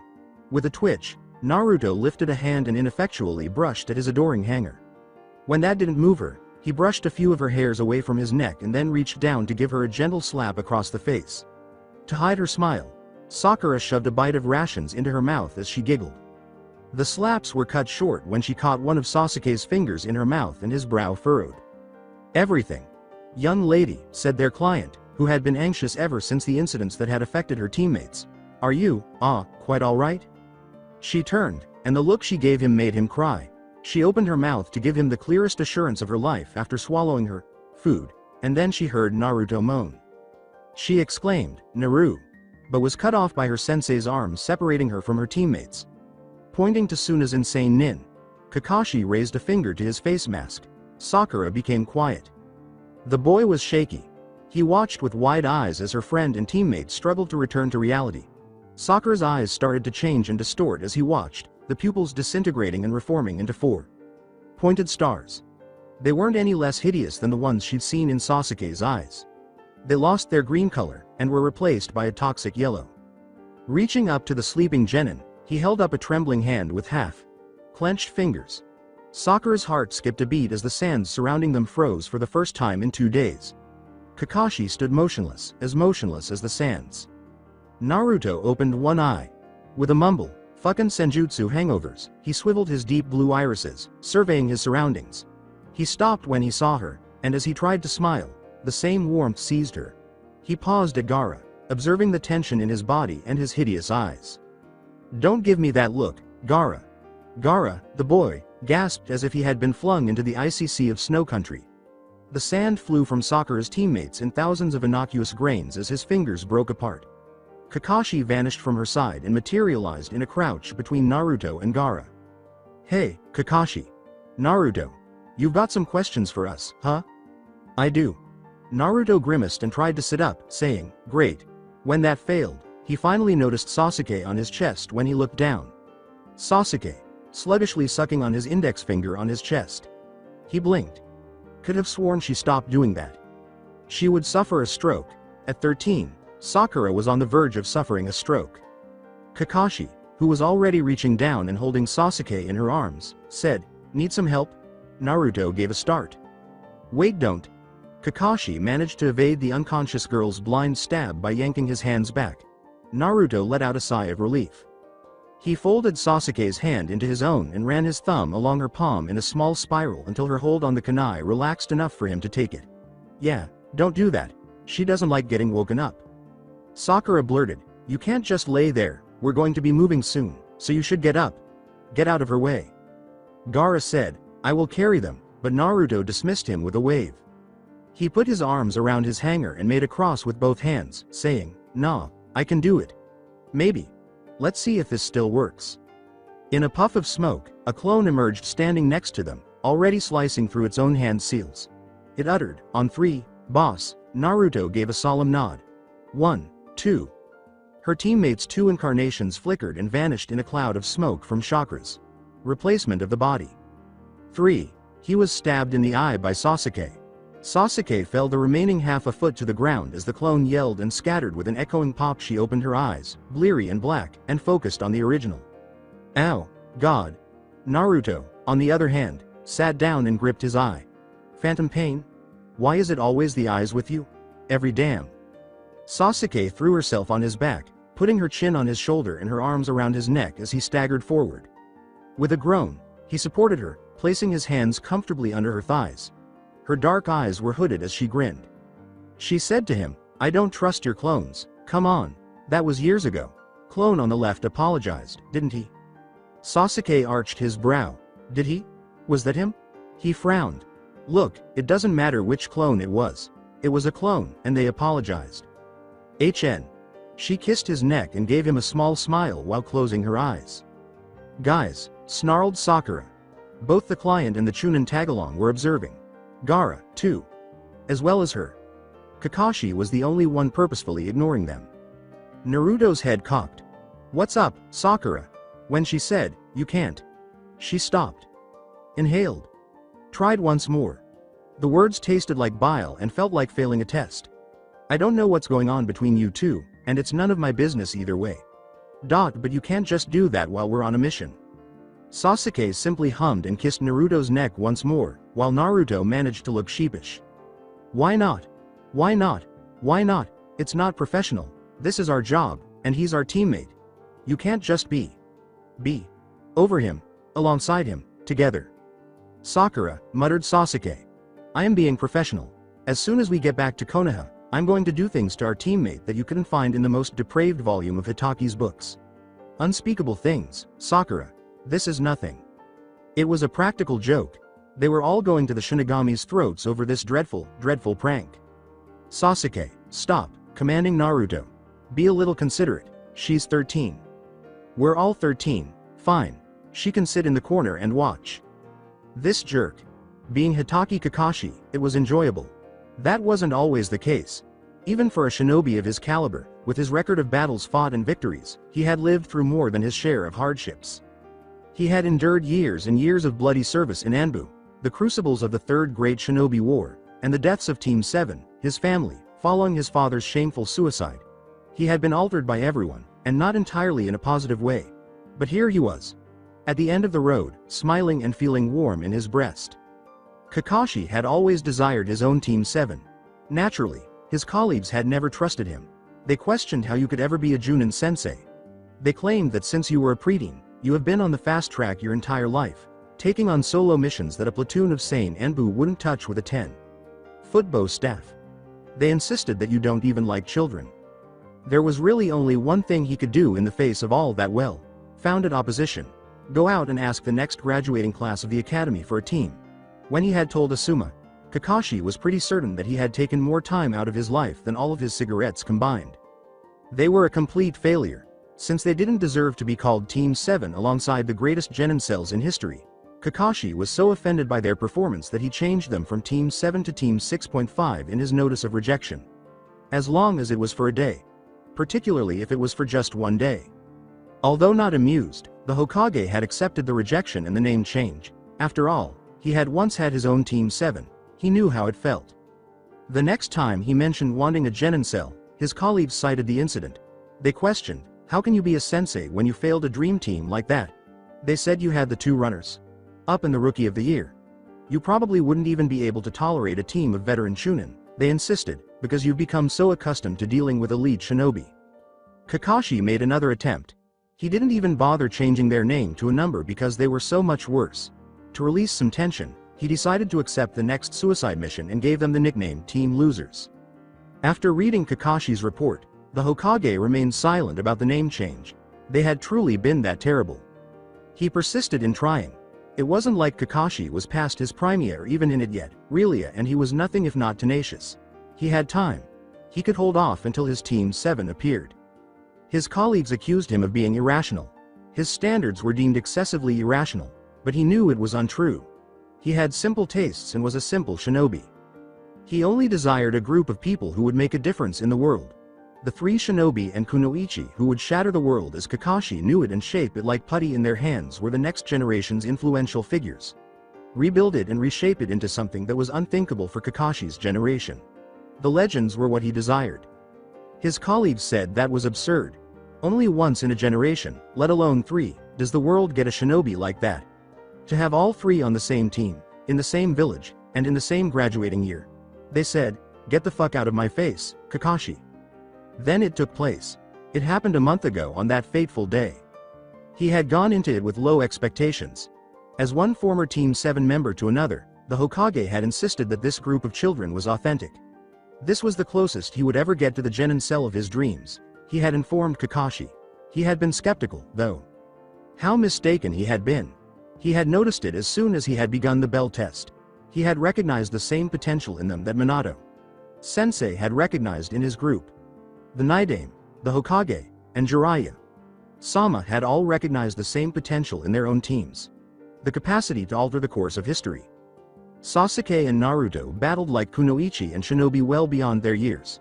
In the same fire that had melted Kakashi to his core and transformed him into the man he is today, they battled like heroes and demons. Like actual war veterans. From the first second, they pushed themselves to the limit of their abilities, fighting at the very edge of their capabilities. They didn't need to pace themselves, and they didn't want to. They fought as clumsily, quickly, and fiercely as they could. As if they were already fully developed, legendary beings imprisoned within academy graduates' bodies. As if they wanted to leave because they were upset about it. As soon as he saw them move, Kakashi took them on as members of Team 7. Sakura was more difficult to sell. Sakura had hesitated when her teammates exploded off the page, demonstrating that the Academy's reports on them both were untrue from the second one. She was obviously as shocked by Naruto and Sasuke's performance as Kakashi was, but she never fully recovered from it, even though he accepted it right away. In the end, Kakashi tied her to the log. However, he had ultimately decided to accept her into Team 7 regardless. Kakashi had always been good at seeing past the obvious, but she was a difficult sell. She would eventually arrive. His shiny new team's only weakness was the way they interacted with each other. His colleagues could all attest to the fact that Kakashi was not a social butterfly, but even he recognized dysfunctional personalities when he saw them.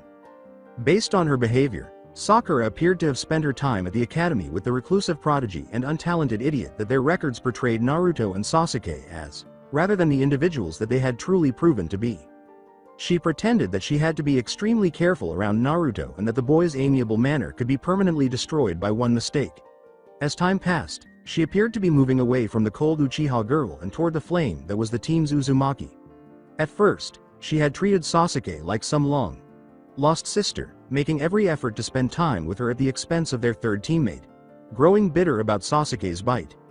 Sasuke's actions gave the impression that Sakura, not her older brother, had killed her family. Since he had killed that noble's newlywed son in the middle of a coitus with his wife, Kakashi had not seen a girl with such disdain for another human being. If the Uchiha girl in question hadn't been so adorable while attempting to flay Sakura with her eyes, he thought it would have been pretty unnerving. Regarding Naruto, Okay. Her treatment of him was fairly historically familiar, but it hadn't clicked until he'd taken them to the Valley of the End and told the story of its creation. The idiot who had no friends ended up being the glue that kept the entire mess together, if only temporarily. Naruto regarded Team 7 as though he had known and loved them for the entirety of his life. To be honest, the intensity of his love was a little unsettling and had given rise to numerous nightmares about Obito ever since he joined the team. Nevertheless, Kakashi wouldn't trade him for anything, and over time, his other two adorable young pupils were also starting to come to that realization. He was forced to acknowledge it. Seeing Sensei's son relieve Team 7 of its numerous problems and traumas, as his father had done for Kakashi's own cell so many years prior, was incredibly cathartic. Indeed, Kakashi is extremely pleased with his Team 7. He knew that with the correct direction, they would persevere, and he wanted them to. For this reason, he is now standing outside the tent that Naruto and Sasuke chose to share on their journey back to Konoha. Because he needed to talk to them about what had happened in his capacity as their sensei. He had a lot of tolerance, but he did not approve of students who kept secrets from their sensei. He called, "I'm coming in," and ducked in after pushing aside the tent's flap. In the center of the tiny shelter, he discovered Naruto sitting cross-legged with his headband polished and his hair hanging loosely over his eyes. With her arms loosely around his waist and her knees resting behind him, Sasuke was whispering sweet nothings into his ear. Oh my. Not so sweet nothings, perhaps. His cheeks would be burning at the moment if he was ashamed. However, he didn't. Icha is more depraved than that, you know.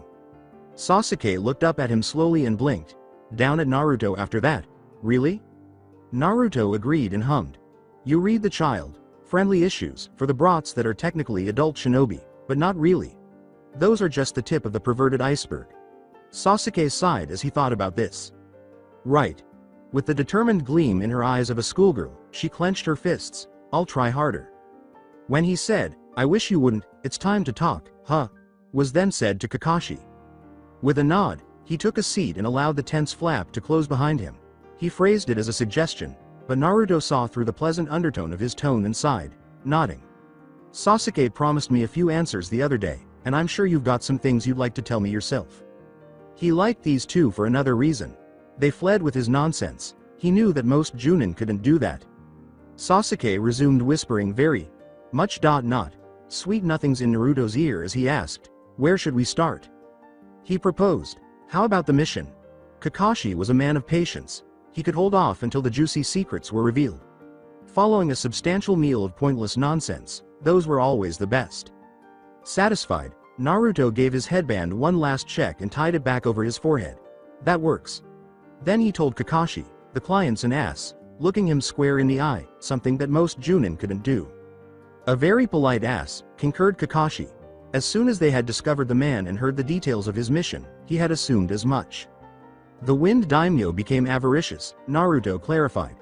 Turns out he was using Miura to shop around for a better deal than Konoha was giving him for his missions. Met with a bunch of representatives from the great hidden villages, even a few satellites villages. All while he had a Konoha team on hand, guarding him. Tetsuno's team never noticed. Can you believe it? Kakashi wanted to state that he was unable to. He did. Since he was 6 years old, however, he had to put up with the ineptitude of Chunin, and for even longer, the stupidity of civilians. Anyway, he said the wrong thing to the Iwa representative, and they sent that team of Chunin after him to do something. I don't know what they were thinking, to be honest. Kill him so the Wind Daimyo keeps giving us his business? Try to ransom back a minor noble the daimyo has a dozen carbon copies of? Naruto sighed. Suna caught wind of it and sent Gaara's team to nab him, maybe intimidate him into putting a good word in for them, I don't know. When Iwa realized their team hadn't checked back in when they should have, they upped the ante and sent Kuretsuchi's team. She ended up running into Roshi's team on her way out of the country and enlisted him just in case things were more dire than the Tsuchikage had thought. And here we are, muttered Sasuke. Leaning back into her embrace, Naruto laughed. Here we are. Any questions? Kakashi scratched the bridge of his nose and sighed. No, that's about what I was expecting. The daimyo's been pushing Hokage Sama for better rates since last year. We thought something like this might happen. Right. So, what's next? Let's go with how you knew that, Kakashi concluded. Naruto reached up to stroke the back of his neck, but Sasuke stopped him and steered him toward brushing her hair instead. Yeah, about that. I don't really know how to say this in a way that won't make you think I'm a plant, or crazy, or We're from the future, Sasuke interrupted, rolling her eyes at Naruto's expression. You were taking too long. I was trying to think of the right way to put it. We need him to believe us, we can't just say. That would explain it, said Kakashi, reflecting. Naruto stopped. What? You two haven't been doing a very good job at being 13 years old, Kakashi stated. Even 13-year-old prodigies. You have all the tells of veteran nin, and high-rank ones at that.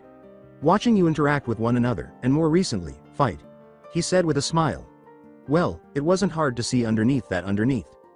He chose to confirm another suspicion of his when it became evident that Sasuke was too busy outshining Icha with his filthier dialogues to care, and Naruto was too stunned to pick things back up. Sakura isn't the same, is she? Darkly, she'd better not be, Sasuke uttered. Naruto said, Sasuke, with a firm tone. Friendship. She sneered, resting her chin sullenly on his shoulder, without going into further detail. So it's just you two, thought Kakashi. With his eyes shifting, Naruto coughed and said, unless I'm from the future as well. But I'm fairly certain that's not the case. Oh? Yeah, his adorable young pupil muttered.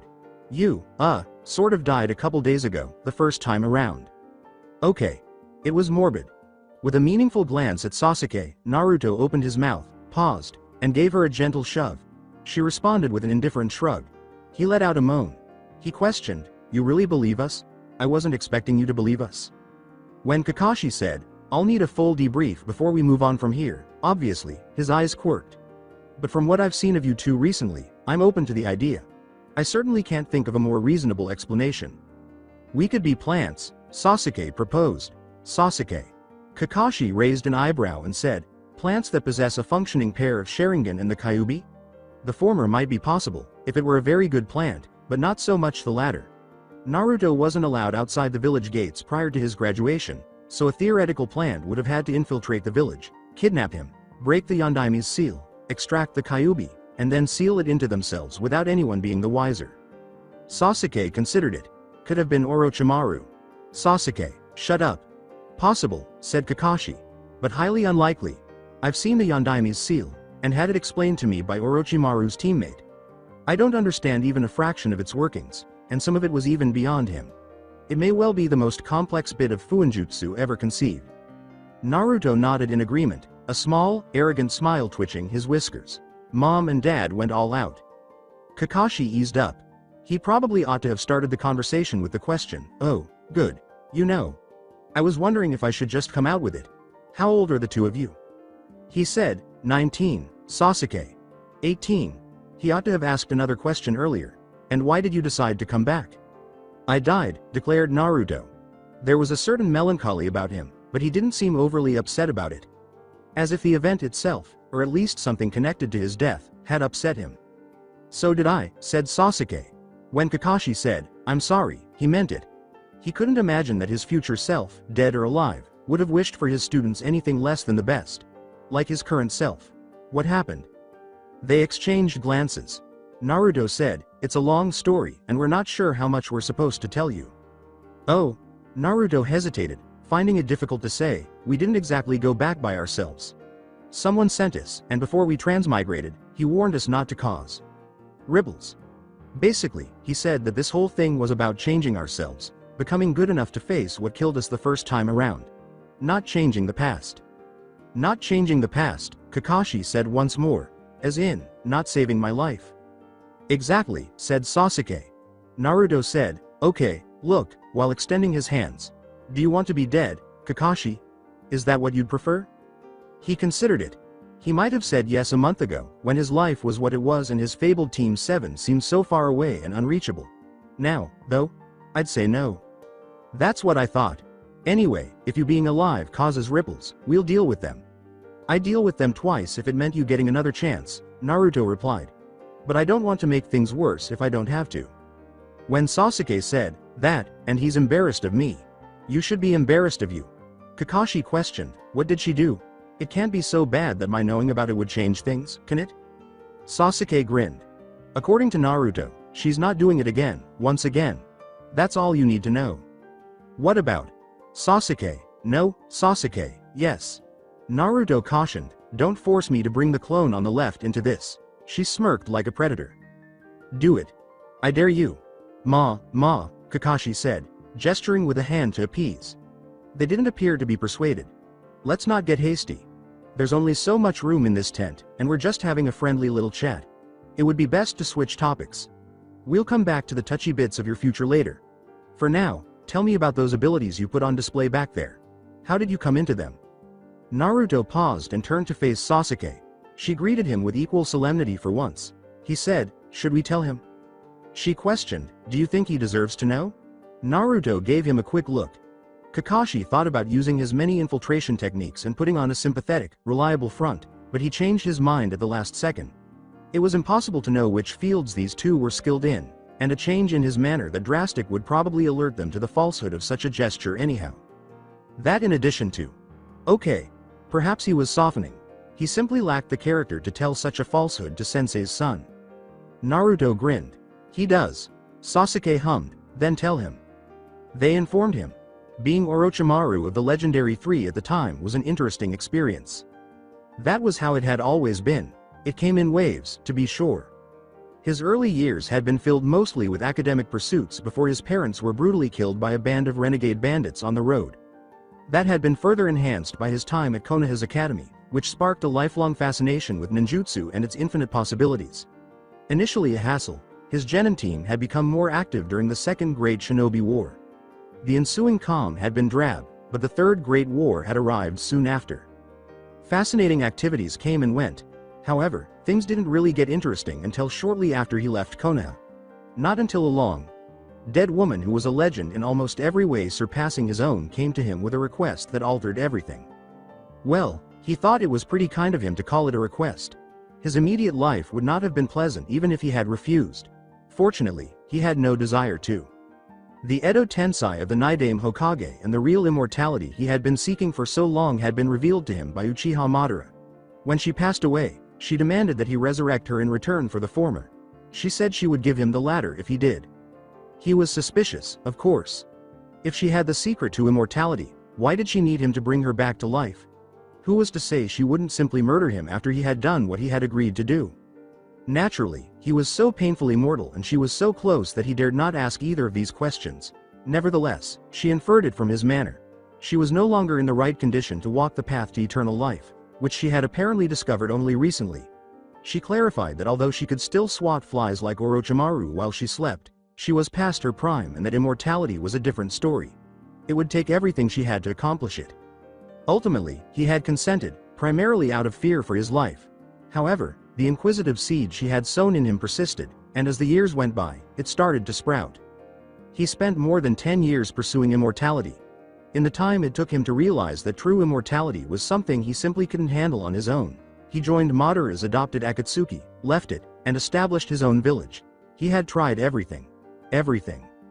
Orochimaru had never experienced true eternal life, but the word, immortal, was more frequently used than any of the vilest illnesses Tsunade claimed Jiraiya had. Yes, there were estimates. There are numerous bloodlines and techniques that have improved vitality, longevity, and durability beyond the wildest expectations of the typical mortal. However, they were limited. There was always a weakness, a way to take advantage of it. The fact that they failed to address their individual shortcomings was the most frustrating aspect of it all. The same old fracture point kept coming up. The same old death. It was oppressive. So, more than 10 years later, here he was. Respecting his half of a deal he'd tried to forget ever since he'd made it. Okay. At least in spirit. A corpse being animated by his chakra. One of the more practical skills he had acquired from his time in Akatsukiya was the Orochimaru that was physically resurrecting the most notorious kunoichi in history. He had picked a dank, dark cave to resurrect her in, and the body he had thrown on its stones didn't make it any more palatable. A curvaceous member of Kumo's army, she had long black hair and dark eyes that were glassy from her sudden passing. Although Orochimaru hadn't observed any discernible difference in his previous experiments, Madara had informed him that host compatibility was crucial for the Edo Tensei. Nevertheless, he had complied, just in case. No matter how many years had passed since her death, it would be best to avoid adding to her already existing annoyance at having to wait. While he supplied the energy, Orochimaru's puppet, which possessed his features and a significant amount of his chakra, spoke the words and created the seals. The stone beneath the woman's body trembled and shattered at the last motion, engulfing her whole. As Orochimaru reached beyond the boundaries of life and death, past the Shinigami, and into the pure world. The cave's foundations moaned and rocked, writhing with his chakra. Gripping, reaching, and ripping. The strongest woman to ever grace the shinobi world emerged from its depths. From the depths Uchiha Madara emerged. A coffin emerged from its depths. There was an eerie silence as the rose pushed its way to the surface through the stone. Unlike the rest of Orochimaru's experiments, which all came up vertical, this one came up horizontal. He had no idea why. How fascinating. For a long minute, there was silence as the coffin quietly settled itself. Orochimaru's puppet watched with a mixture of fear and excitement. Beads of perspiration gathered where his hair met the back of his neck, while the blood of the real Orochimaru thundered through his veins. Although he wasn't actually there, he was sufficiently close. Not far enough to keep the technique going, but close enough to be found if she could follow his trail. He hadn't experienced anything even remotely like fear in such a long time. His battle with Hanzo the Salamander was the last time he could recall it. It nearly felt like a first. It was nearly thrilling. The lid of the coffin fell apart in two pieces after cracking and splitting clean down the middle. It made Orochimaru shiver. No, it gave me a boost. A thin, powerful hand with black, sharp nails emerged from within. It clutched the edge of the coffin, knuckles white, and then Orochimaru's puppet felt the woman's aura. From a distance, Orochimaru could feel his lips quivering into the first elements of a smile as it staggered back, its serpentine eyes wide. Then there was a quiet, shuddering hiss from the coffin. Rie. A woman emerged from its depths and slumped onto the coffin's edge, resembling the kunoichi he had not sacrificed. She had the same ivory white skin and glossy black hair, but her posture was different. It was one of screaming danger. It was all Ranga, the blood rushing through her veins, the rasp of her breath. The chakra as well. The chakra. Uchiha Madara's eyes opened. They had no whites and were violet. Only violet, with concentric circles all around it. Orochimaru's puppet said, "I've upheld my end of things," after he had imposed his will on it through the fear that had taken over its voice. "Now it's your turn." Madara remained silent. He made his puppet twitch. "Before you try anything untoward, you should know that this isn't my true form. Should you kill me, you see, I'll only flee. I wouldn't recommend tracking me down, either. My grasp over the Edo Tensei is somewhat limited, so if I die, I'm afraid you'll." Madara met his eyes and whispered, "Naruto." Orochimaru disconnected the call. For the next week, he ran back to Oto as quickly as he could. He didn't take any time to relax. He ran, he thought, and he ran again. He replayed their fleeting encounter until it was etched indelibly into his mind, until he was exhausted, until he was insane. Then he pondered. There was only one notable Naruto that Orochimaru knew, and he had last seen him in his sensei's office, wrapped in cloth with the Yondaime's ink still fresh on his stomach. He grinned broadly. How fascinating. To invite someone into your mind requires a unique form of Zen. It is possible for a monk to search for ultimate enlightenment for their entire life and never find it. Some people simply aren't self-aware enough to delve into their own minds, whether you call it a natural phenomenon or the result of chance. Hell, some people are incapable of even monitoring their emotions. It's understandable why they never get past step 1 when you contrast that with the self-awareness required to navigate your own mental hallways. Chakra can make things easier, but it's not always the case. Every mind is different. It is a significant accomplishment to reach that fragile state of self-awareness that vacillates between ignorance and narcissism. Taking it a step further and letting someone else into your inner world. The level of mental control required is incredible. Or perhaps it isn't. Although this type of situation seems like it should be challenging, I've handled it adequately, and I'm not Yamanaka. Even though nature did the majority of the work for me and it took some time to perfect, I managed to do it. Perhaps it's easier to let someone delve into your feelings and thoughts than to face them head on. Perhaps a little relaxation and some astute chakra manipulation will do the trick. Perhaps. The words, "whatever it is," I whispered. "Looks like I've still got it." I stretched while reveling in the internal sensations. The taste of nature, copper, and other things permeated the air. Both the sound of rustling leaves and the accompanying touch of the breeze were pervasive. This place had not been altered by the transmigration, despite everything else. This place was cozy. I descended from the same tree where I always awoke, doing my best to twist and massage sore limbs. Then I started walking through the forest, determined to reach the edge. I was just leaving the forest when Gaara woke up on the edge of it, on time and in the correct location. His eyes were moving frantically behind clenched lids as he fought for a place in my head, and I was kneeling next to him. After a few more fights, his eyes widened and became confused. He seemed to be attempting to move for the first time as his body jerked and his limbs spasmed. "Hey, easy," I said, helping to keep him steady. He gave me a look. "Naruto?" he said in a low voice. "That's me." He interrupted himself, his awe giving way to shock. I blinked. "Hey, you okay? What's wrong?" he remarked. "You're older." I chuckled.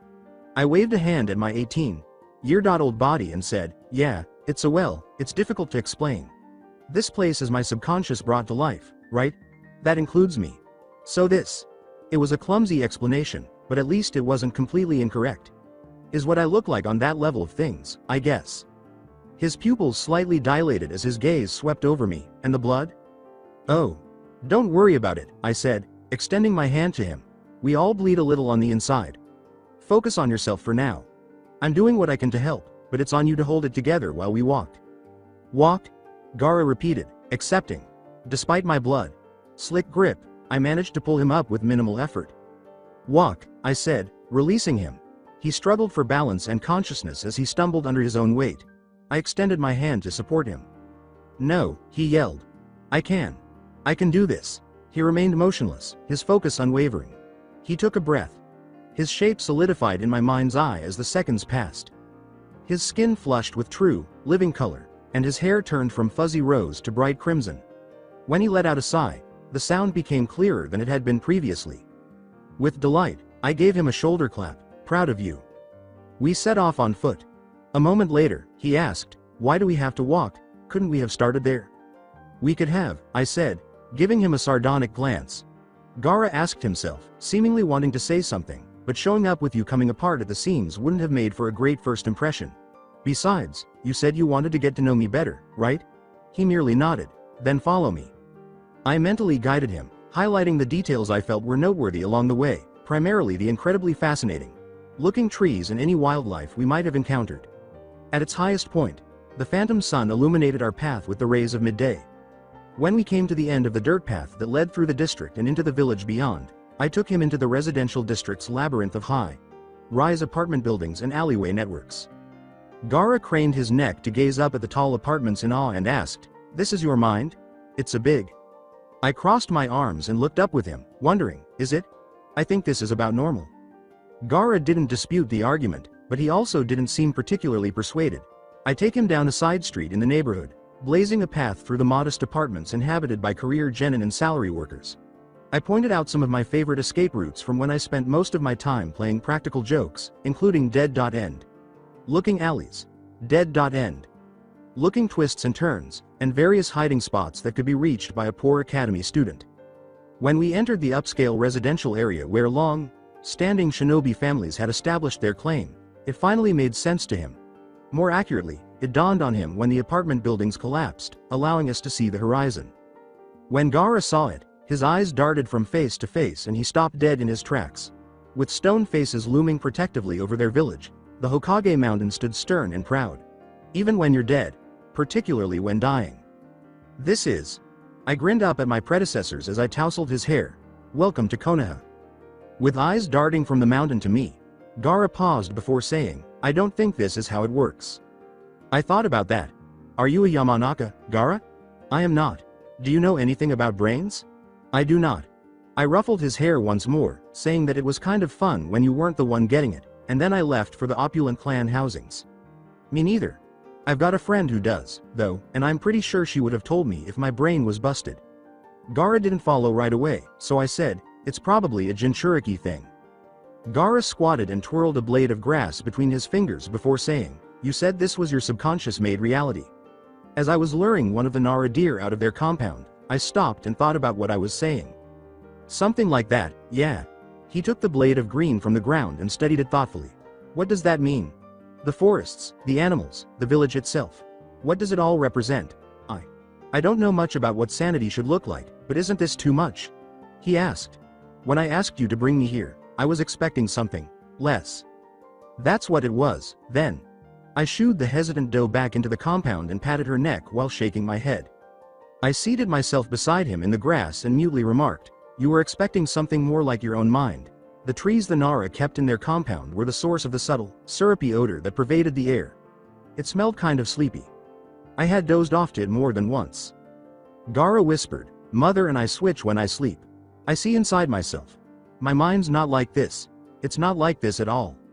I leaned back and asked, "What's it like?" The sky was filled with fluffy, white clouds. Ideal for viewing. With each sentence, he leaned closer to himself. There is no sun, no moon, no stars. There are no forests or mountains, no buildings. It's dark and there's no place for me to go. The air is stale and there are no walls, but I can't move. His body became less solid, ragged at the edges. It's always the same. Sometimes the voices are different, but it's all the same. I feel what Mother feels. I hear. Gaara. He raised a trembling hand to the scar he had carved into his own skin, no matter how many years ago, and said, "Every time she kills someone it all gets smaller. Blood was dripping from it. I start to suffocate. When she takes one life too many, it crushes me. I stop breathing." Gaara.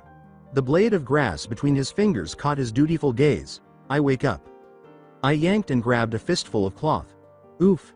My best friend collapsed on the floor next to me, stunned. Why? Look at the clouds, Gaara, I said to him. Yes, he did.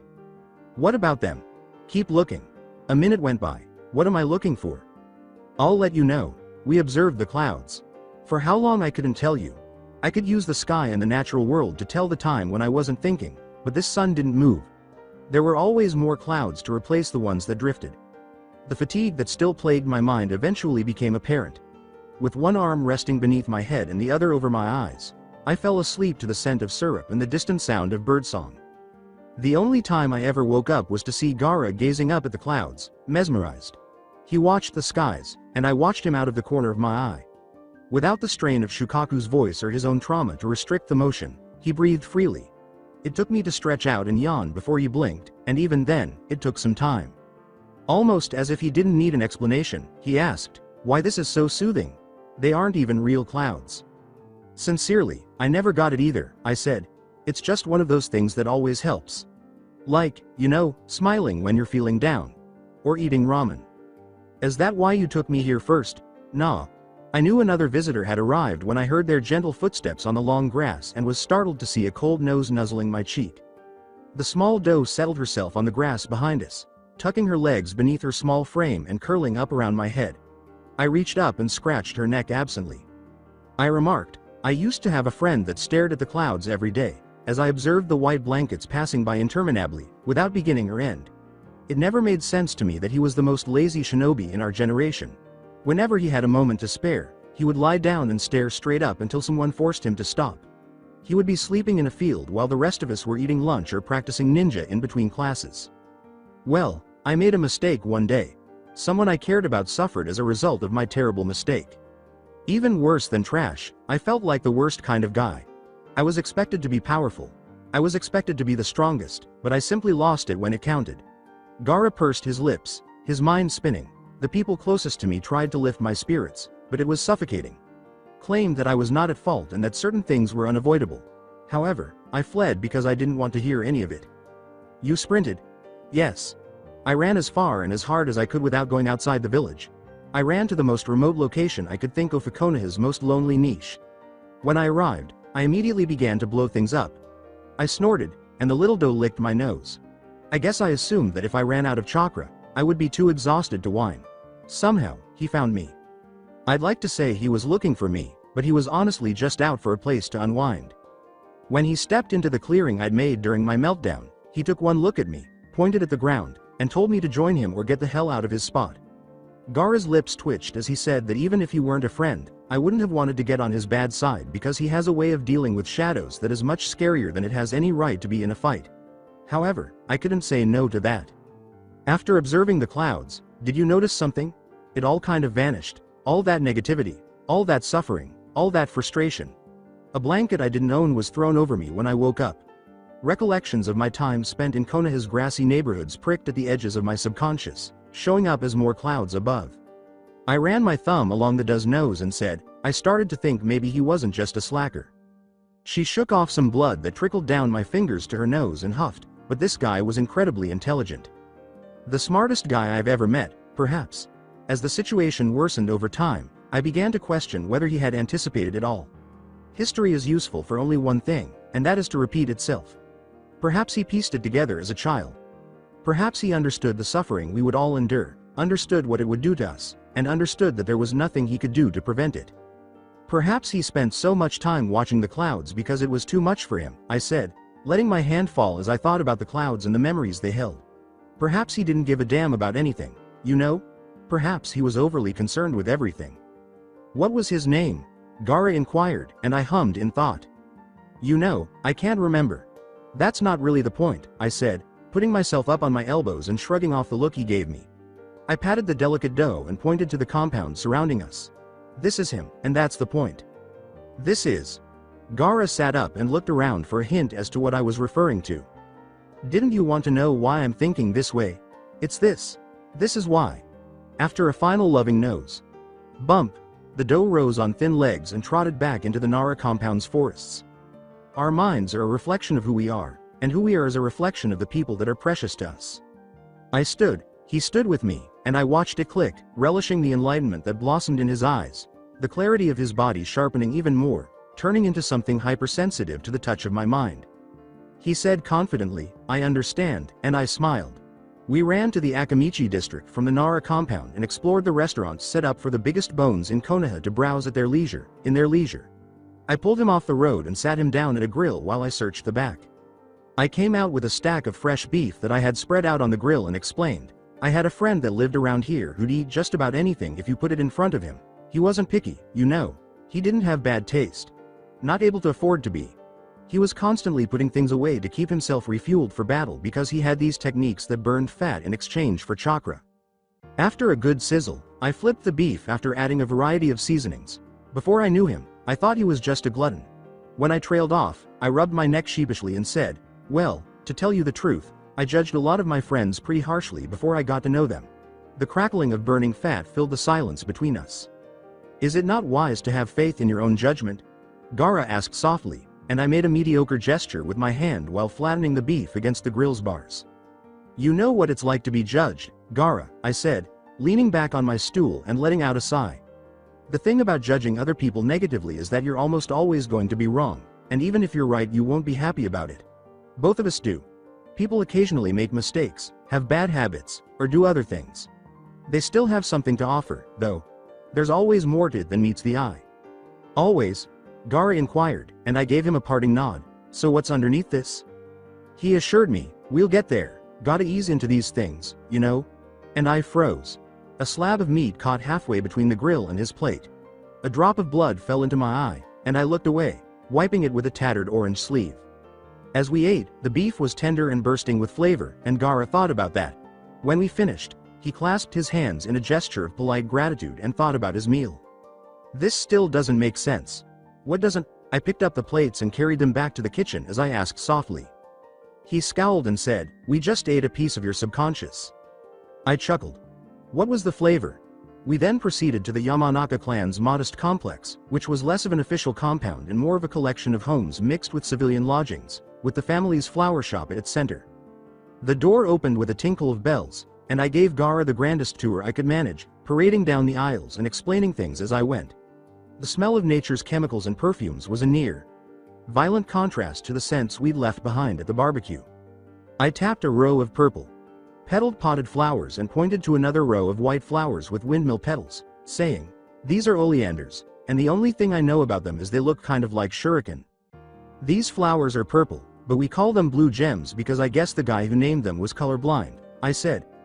Common mallows are the light purple ones that are wilting, but they are rather rare because they don't grow naturally in fire country. They're scorpion weeds, those prickly ones.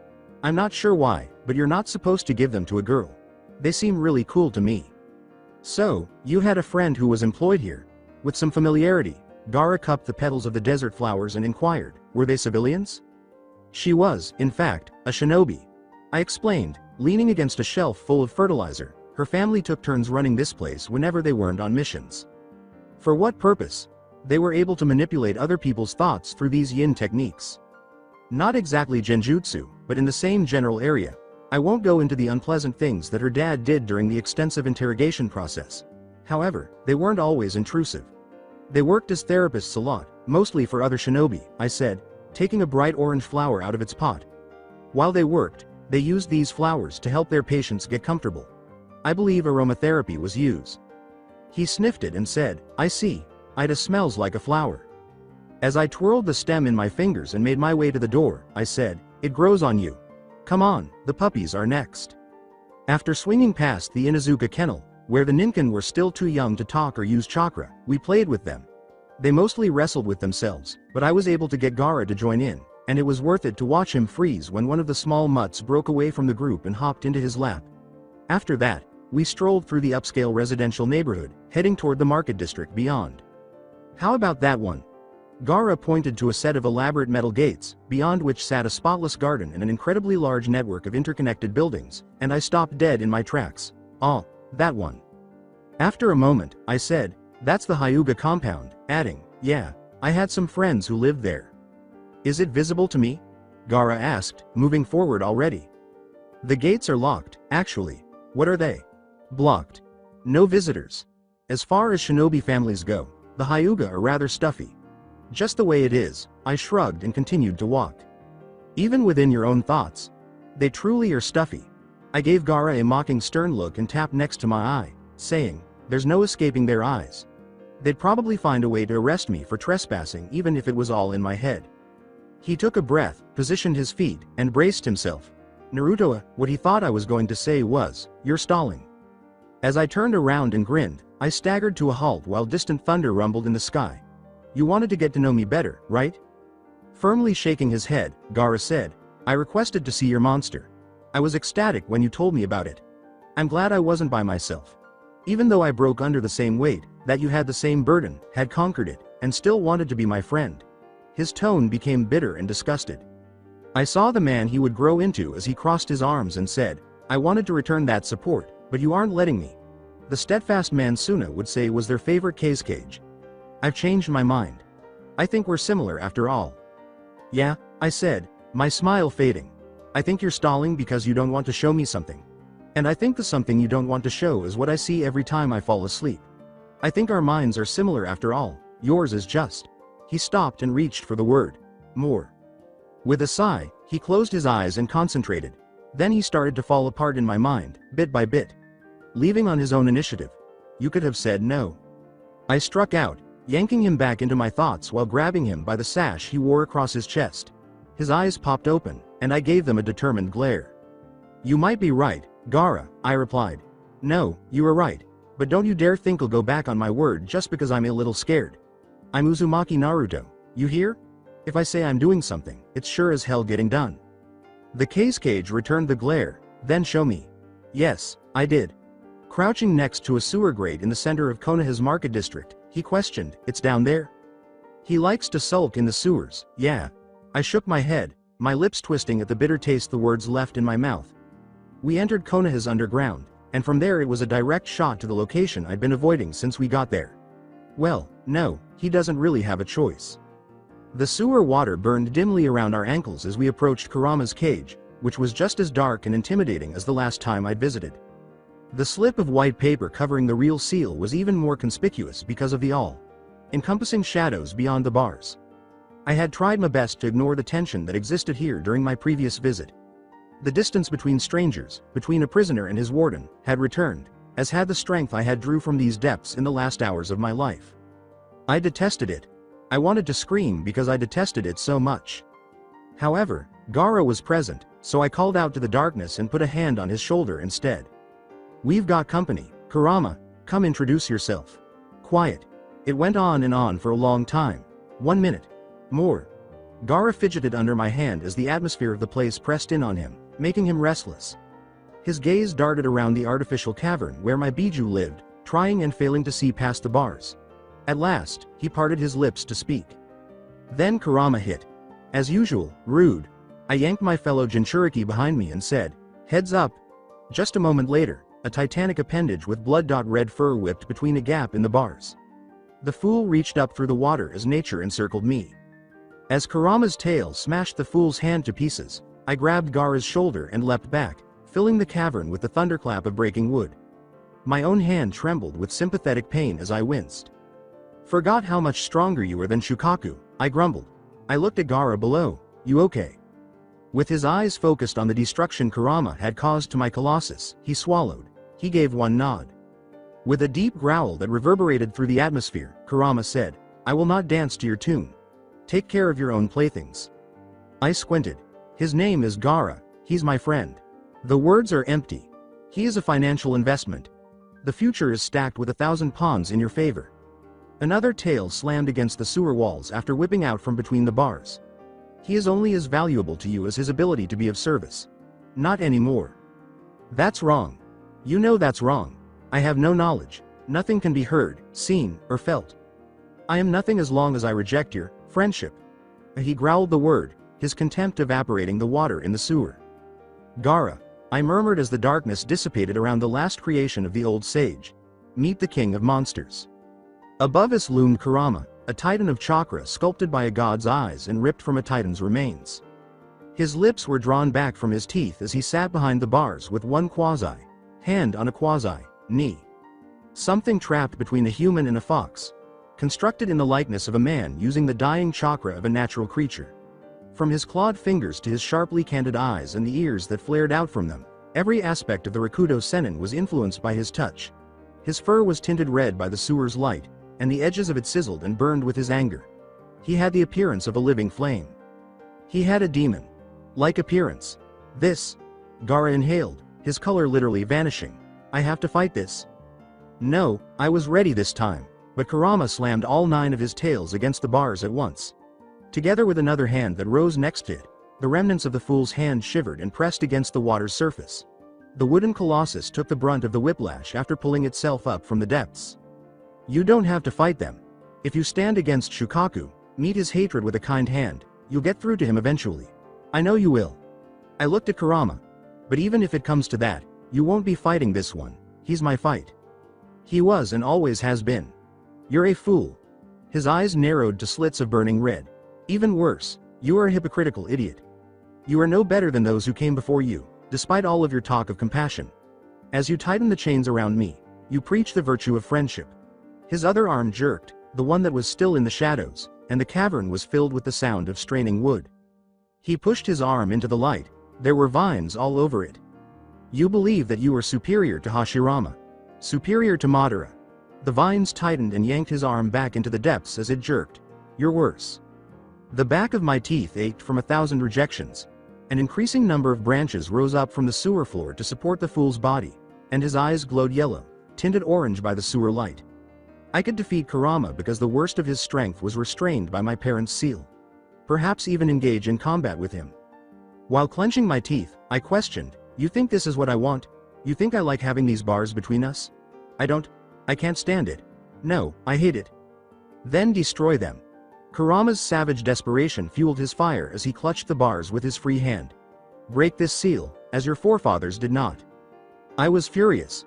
I can't do that, Kurama, I said. You know I can't. You're too angry. You'd hurt too many people if I let you out. A liar. He swung his tail again, and the fool caught it with both hands this time. They held together even though the wood cracked and splintered. You cannot let me go because I am too valuable. You keep me locked away until your friendship is my only choice because you need my chakra for your ideal future. Combining Hashirama's resources with Madara's strategies. Nothing has been learned by you. Like a bijudama, it struck me. You've been listening to me. I listen to you constantly. Nothing more can be heard.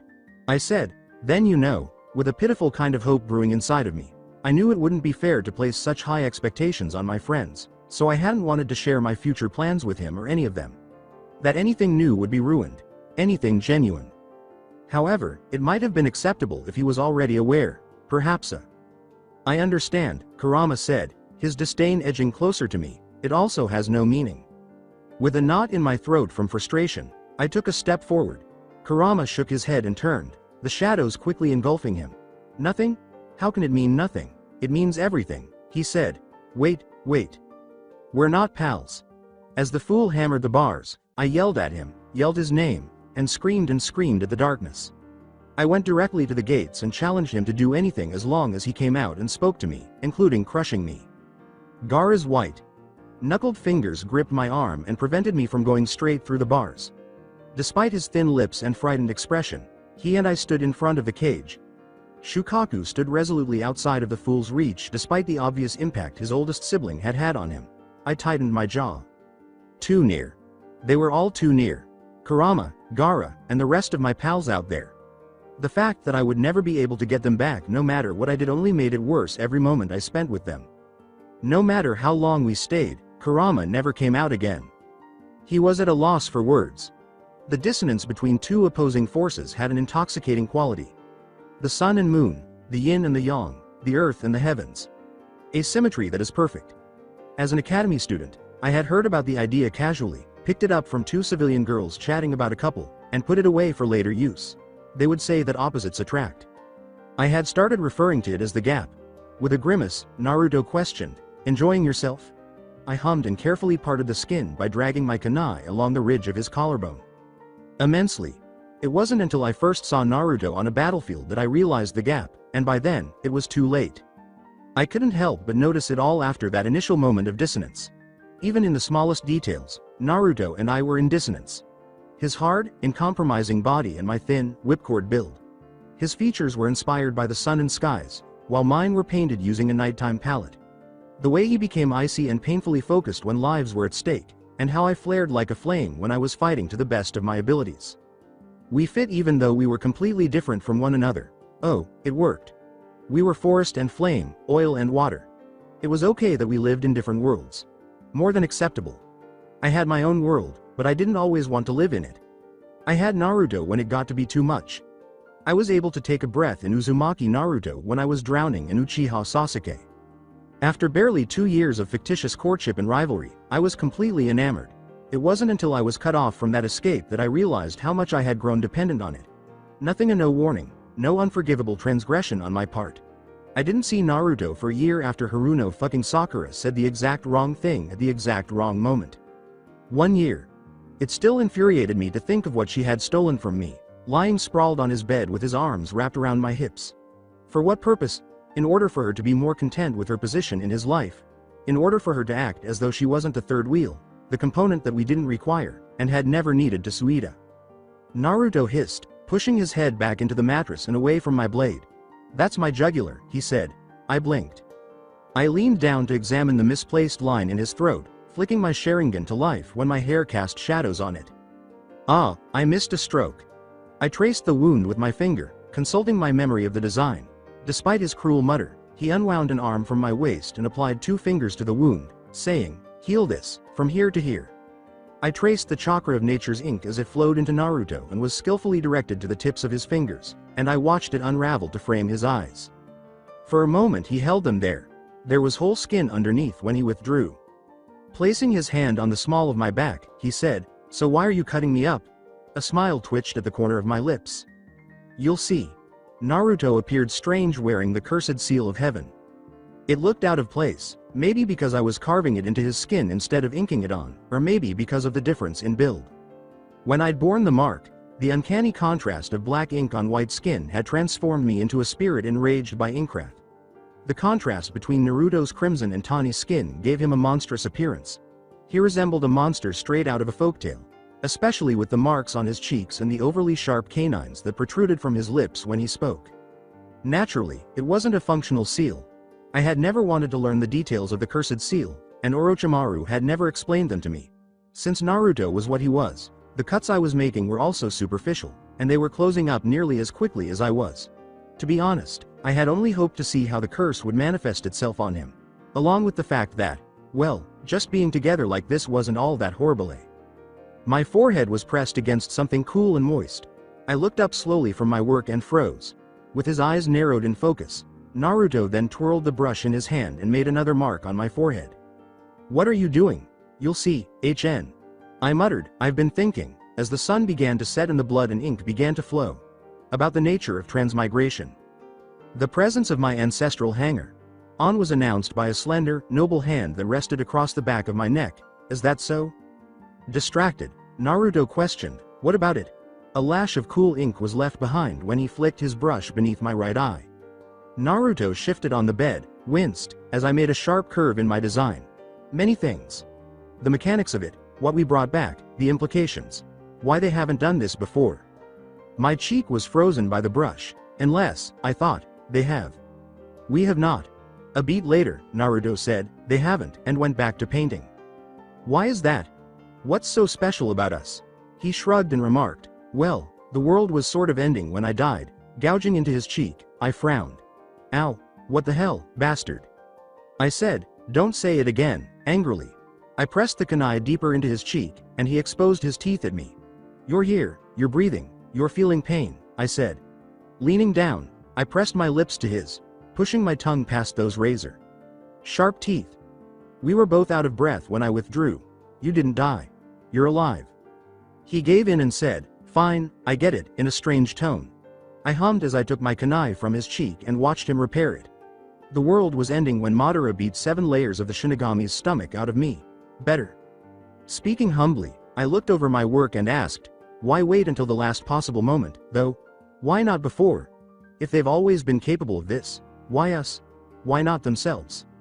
Maybe they couldn't do it for themselves, we could have. As he listened to his own ancestral parasite, Naruto scowled and fixed his gaze on an empty area on the ceiling. Then why didn't you? There was no point, muttered Indra. Ha!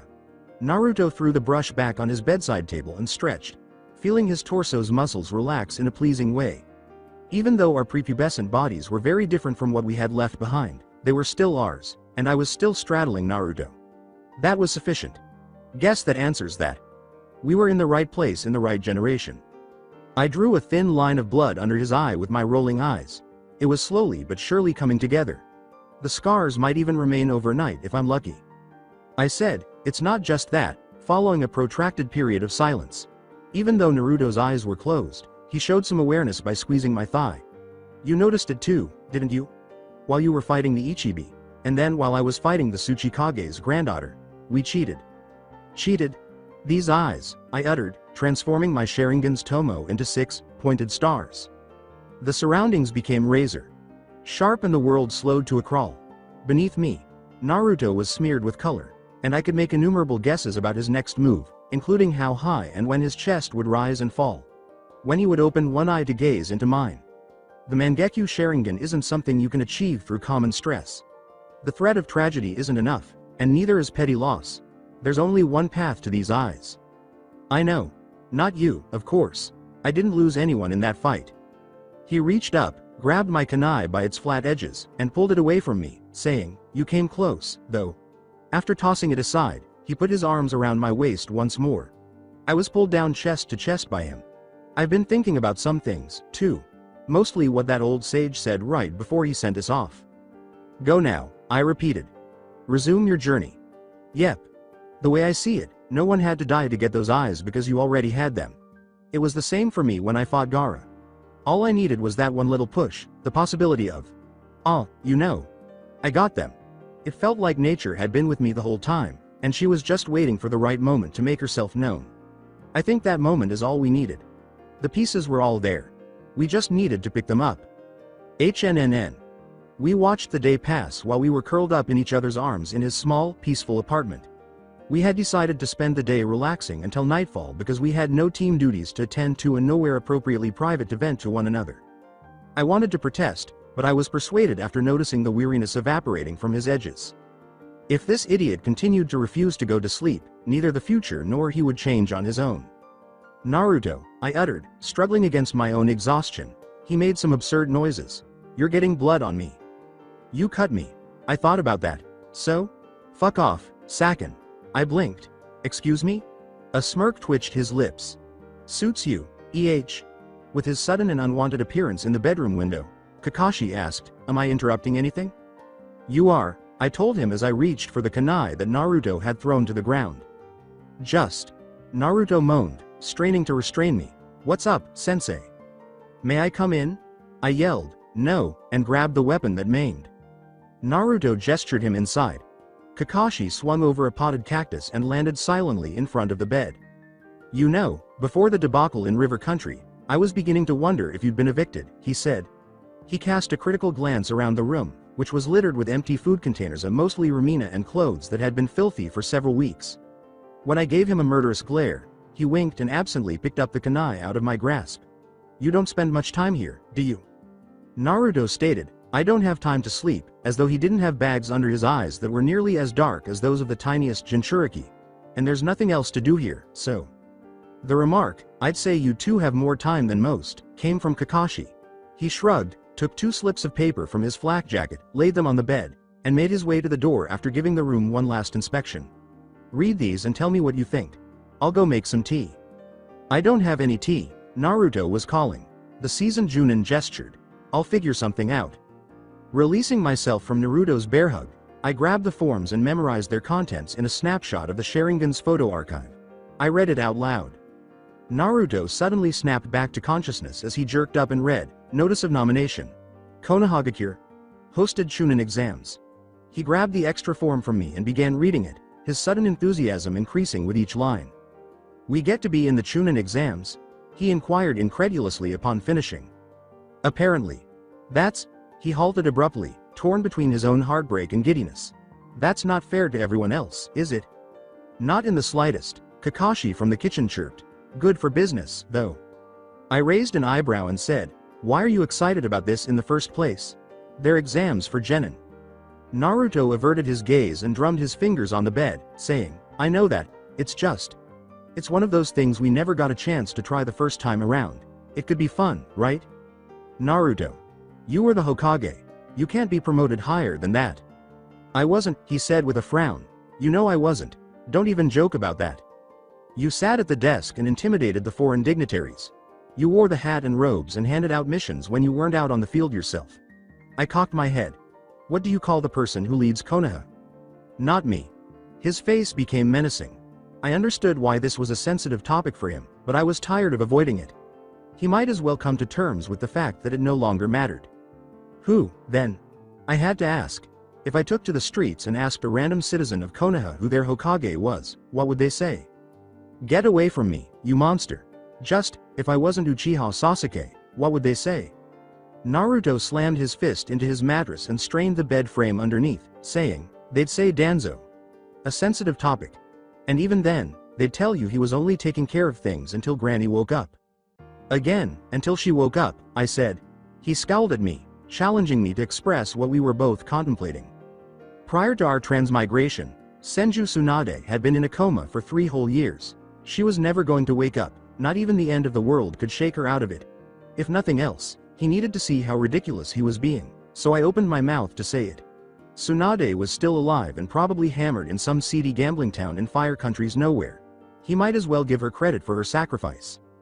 Naturally, Kakashi picked that time to enter the room with tea. He assumed he hadn't heard everything. "I'm sure you both know what this entails," he began. He handed me a ceramic cup that was cool to the touch but steaming, featuring a dog's paw carved into it. "3 tasks to determine your value as Chunin that I can't tell you anything about, very hush-hush. I can't imagine you'll have any trouble, though. You'll go in, pick on some children half a decade younger than yourselves, and civilians the world over will sing your praises. Won't you feel big?" Naruto inquired, "Where did you get these cups?" Kakashi's eye twitched. "So, what do you say?" It wasn't as though I would refuse. There was always the possibility that I would face Naruto in the championship match. Or Sakura. I couldn't decide which would satisfy me more. "Fine. I'll do it," Naruto said. "Did you give Sakura her form yet?" As he nursed the 3rd ceramic cup he had reserved for himself, Kakashi hummed his affirmation. "I let her know when and where she'll be expected to show up. That's 3 days from now at the Academy building, 8 o'clock sharp." Naruto questioned, "She was okay with it, then?" Saying, "As okay as a rookie genin can be," he swirled his tea. "You two will keep an eye out for her, won't you?" I gave a snort. "Of course we will, Sensei," Naruto said, grinning at me. "We're teammates." "Precious teammates," I concurred with them. Kakashi's chakra weighed down on me, enclosing me from all sides with not quite killing intent. Indra's thin hand tightened on the back of my neck as the stars in my eyes swirled. Tensing up, Naruto flexed his fingers in the direction of a cross. When the moment arrived, Kakashi was scaling the windowsill. "I'll leave her in your care, then," he replied. He cocked an eyebrow and looked over his shoulder. "By the way, what are those marks?" I leaned back and said, "Orochimaru gave them to me, to my lover. Despite everything, he showed solidarity by wrapping me up. They gave me strength." "I see," thought Kakashi. He left Naruto's room as swiftly as he had arrived, leaving only 2 cups of tea and some paper as evidence that he had ever been there. Well, I like the duality. Duality. I said again. Naruto summoned a Kage Bunshin to complete that cross. The clone vanished into the bathroom of his apartment and reappeared a moment later carrying a hand mirror. Naruto held the small circle of glass in front of my face after it threw it to him. Ink. My cheeks were inked, and my eyes were undercut by thick, colorful lashes. I have ink on my forehead with a dot of color inside and a circle in the center. Around my eyelids, ink wound. His pen. His sage mode ink, to match my cursed seal's mark. My image grinned. Idly tapping the concrete wall behind her, Yamanaka Ino inquired, "What do you think Sakura's team has been up to?" All Shikamaru gave her was a vague grunt, which was the least she would put up with. With Choji in the center and the 3 of them leaning against the wall, it was difficult to tell if he shrugged or not. Kiba offered from where he was sitting on the floor, probably pulling weeds and shoveling shit like the rest of us. With a simple chip in his mouth, Choji pondered, "I wonder what Sasuke thought of her first D rank." Kiba laughed, and even Ino smiled at the idea of receiving her first assignment as Miss Rookie of the Year. She wished she could have witnessed the expression on her face. However, she assumed that hers had appeared somewhat similar. "You think they've been spending a lot of time outside the village?" she inquired. For the nth time that morning, she had the uneasy thought that perhaps Team 7 wouldn't be joining them in the exam room, but then she had a much more sinister thought. "I haven't heard from Sakura in weeks. However, know if something had happened, they would have been informed. At least Iruka. Sensei would have ensured that they were aware, however." Muttered, "They better not have," Kiba said. "We've only been on 2 C ranks and one of them didn't even go past the gates. If they've been taking all the good missions, I'll be so pissed." She looked down her nose at him and said, "Well, you know what they say. You get what you pay for." Kiba sneered at her and said, "We've completed 5 C ranks." Shino immediately gave him a slap across the head for this. He let out a cry of indignation and stumbled to his feet, spilling Akamaru from his lap. Choji said, "I don't know," as he considered a barbecue chip. "If we're talking performance, I think Team 7's the most likely of us to have failed a D rank. They've got Naruto." Yes, exactly. She had forgotten how the dead last managed to finish 3rd on a team that was otherwise excellent. Sakura, poor thing. She seized the idea and held it close to her heart. "That idiot probably tried pranking their sensei and got them all swamped in civilian work," she said.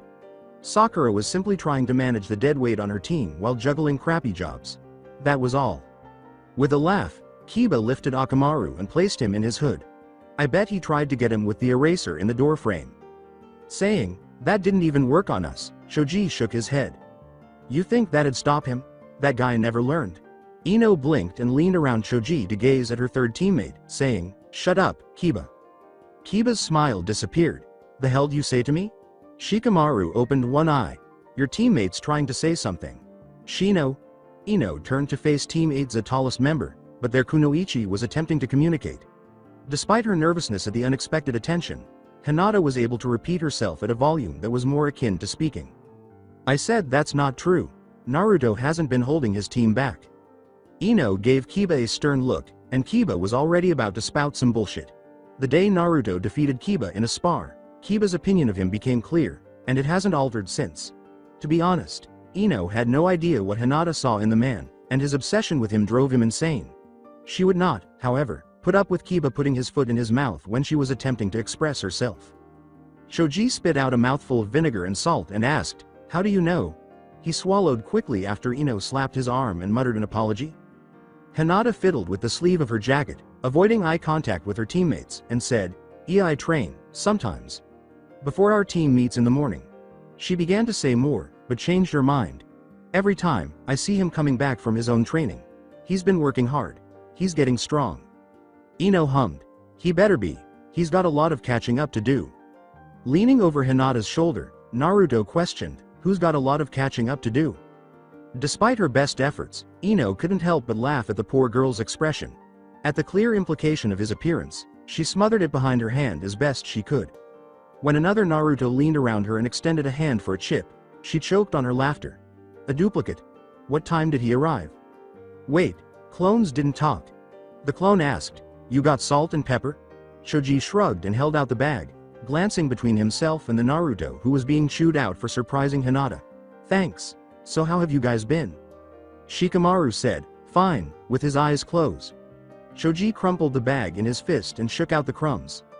The first few weeks were rough, but we haven't been stuck with any D ranks lately, he said. Perhaps the clone Naruto poked a thumb at his chest and smiled, saying, nice. We just got back from our first C rank a few days ago. We totally kicked ass. The idea of holding that one over Sasuke's head made Ino giddy. You've only been on 1 C rank? She asked. Hold on, Naruto. Yeah, they both said. What the? Kiba stumbled, glancing at the person next to her. There's 2? Ino gave an eye roll. Clone Naruto. Yeah, they both said, once more. When was Naruto able to create more than 1 clone that didn't appear to be seriously ill, much less 2 that could speak? You're both clones? Beside her, the Naruto gave a thumbs up. Yeah, see, I'm the clone, and he's the clone on the left. Anyway, what's up? Ino interrupted herself, saying, you're not even standing next to each other. This was not her behavior. Where's the real you? Are you guys in the exams or did you just come here to annoy us?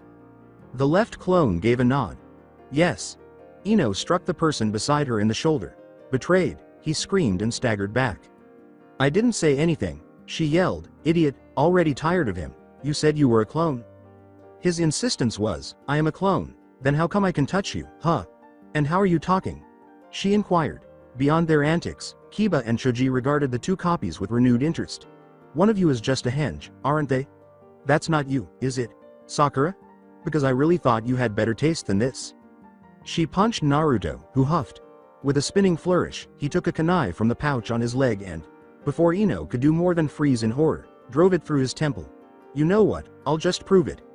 With all the color gone from her face, Hinata let out a strangled gasp as Kiba yelled a curse. Ino's eyes widened as they saw their former classmate fall to the ground, dead. His fingers snapped on the left clone. Poof. The body then turned to smoke. Then Kiba wrinkled his nose and said, Wah. The hell, Naruto. What kind of clone is that? A dead one. Shadow clone, of all people, Shikamaru provided. Ino gave him a curious glance, but all he did was shrug.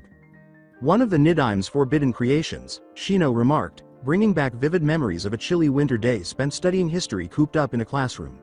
Of course. The only type of clone that could pass for its creator for a long time and even use their own jutsu was a shadow clone, but it cost half the user's chakra. Although it is far superior to the conventional clone, it is not suitable for people of their age. Except, apparently, Naruto. Back at the academy, she couldn't recall hearing anything remarkable about his chakra capacity. To be fair, though, she didn't believe she had heard anything particularly interesting about him. In any case, nothing good. Perhaps Hinata was correct when she said that he worked hard. Clone on the left smiled mischievously and asked, You think that's good? Watch this. One of the examination doors flew off its hinges as it exploded inward, while the other slammed back against the wall and splintered. It wasn't just Ino who fell off the wall and grabbed for a kunai. The green blur that had flown through the doors was hit by numerous projectiles, and dozens of weapons were flipped out of sleeve pockets or pouches. The green blur of the genin in Grina put his hands on the ground and flipped up into the air before she could even consider adding her own. He landed in a crouch after a half-dozen mid-air somersaults that sapped his momentum. In the process, all of the projectiles that were aimed at him somehow got caught and fell to the ground at his feet. The sound of every kunai and shuriken hitting the stone floor reverberated through the quiet. After giving this some thought, Ino turned to face the clone on the left. What? A second Naruto swooped into the room, skidding across the stone and landing like a long jumper. Was that a unitard? He paused a few feet from the boy in green. A bowl cut, too. Horrible. With a broad smile, the most recent Naruto rolled his shoulders and asked, How's that for a warm-up, bushy brows? The lips quirked in a disbelieving smile as the bushy brows, oh my god, they were bushy. Eva rose to a loose taijutsu stance. As though his mediocrity were too good to be true, he questioned, You were truly the failure of your class? Dead last, confirmed Naruto. The green weirdo changed his posture, muscles moving visibly under his tight suit. Yosh. Then I will prove myself the greater loser, and after that I will challenge your prodigy, he exclaimed. Prepare yourself, Uzumaki Naruto, Leaf Whirlwind. In a single leap, the green genin crossed the gap between them, but he was thrown against the wall above Ino's head by a wave of sand that struck him in midair. As he bounced off, she and the other members of teams 8 and 10 moved aside. He was caught laughing by the clone on the left. You will not, said a new genin. Ino instantly recognized him. The redhead from Suna stood out from the others thanks to his enormous gourd on his back, white sash, and black clothing and mesh. When Team 10 arrived, he and his teammates were in a corner, and the other genin had given them a wide berth. Suna's delegation was among them. He was now making his way through the throng while the roiling sand cleared his way. His face was expressionless, his green eyes lifeless and lined with black paint that failed to conceal the bags beneath. Ino drew closer to the sand as it snaked back toward the gourd, feeling the same uneasiness she had the first time. Where was Team 7's other members? The proctors were nowhere to be found. The boy from Suna said, "Uzumaki Naruto," while crossing his arms over his chest. "Gaara of the Sand," Naruto answered, crossing his own arms and speaking in a deep voice. As the seconds passed and they continued to stare at one another, Ino caught a glimpse of the clone on the left waving down another genin that had materialized in the broken doorway. His long ponytail and all. White eyes identified him as a Hyuga. Naruto stated, "I didn't need your help," in the same strangely solemn tone. This time, Ino couldn't help but agree with Kiba when he mouthed the silent, "What the fuck?" Sand clawed out around Gaara's feet, hands and claws dragging themselves across the floor toward the dead last. "Who said I was helping?" The sight made her skin crawl. "Perhaps I only wanted your blood for myself." No one spoke or moved for a moment. Ino didn't even breathe. Then Naruto started laughing, causing his shoulders to shake and twitch once and twice. Ino was relieved that she wasn't the only one perplexed when he put an arm around Gaara's shoulders. The delegation from Suna appeared to be seeing stars. Naruto yelled, "That poker face is way too good," and the tension in the room instantly subsided. Still, she was able to pocket the kunai she had been white knuckling despite the fact that she could see numerous angry genin from other villages glaring murder at the fool. Naruto waved, pulling Gaara into their rough circle. "Guys," he said. "How's it going? This one hasn't been giving you any trouble, has he?" "I have not," was Gaara's response. As his counterpart urged a dazed bushy brows over to the unnamed Hyuga, Naruto poked a thumb at him and said, "Oh, not you. I meant me. Him. The one on the left." "Course not," sneered the clone on the left. He turned to chakra smoke and snapped his fingers, saying, "I'm not you." Naruto gave an eye roll. Forget whatever he said. "Anyway, you guys were talking about C ranks?" Naruto. "You?" Ino was unsure of how to begin. Kiba took up the slack and pointed to the broken doors, saying, "What was that? And who are they?" Naruto jolted the Suna nin beneath his arm and exclaimed, "That guy with the bushy brows is Lee. And this is Gaara. Go on, introduce yourself." "I'm Gaara. We'll work on it. Gaara, these are my friends from the academy." The loud one is Kiba. That's Ino wearing bandages instead of clothes. "Hey, everybody, silently."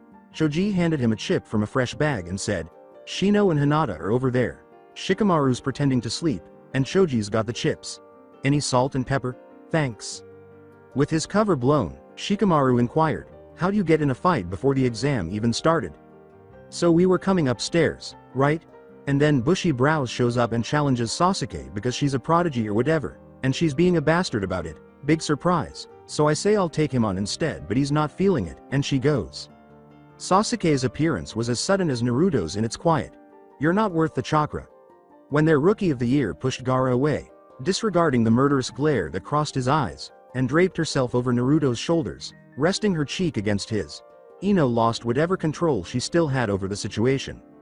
Naruto continued as if nothing was seriously, horribly wrong, which just fired him up even more. He said, "One thing led to another, and here we are." Lee. A girl with twin buns in her hair and an exotic pink sleeveless shirt ran into the room, heading straight for the green genin. Sakura trailed closely behind her. "You too," she exclaimed as she pulled up next to them, panting, and Ino glanced sidelong at the other team's 7 kunoichi and saw the sneer on Sasuke's lips. What became of them once they graduated? Naruto said sheepishly, "Sorry about that, Sakura. Got a little carried away." She reprimanded him, saying, "I told you we could get disqualified for starting fights, just him." Sakura didn't give Sasuke a glance. "Do you want to be promoted or not?" "I do." "Then act like it. Be quiet, Sakura," Sasuke whispered. Ino's anger was growing in a protective way, and it only intensified when Sakura's chagrined eyes briefly met hers.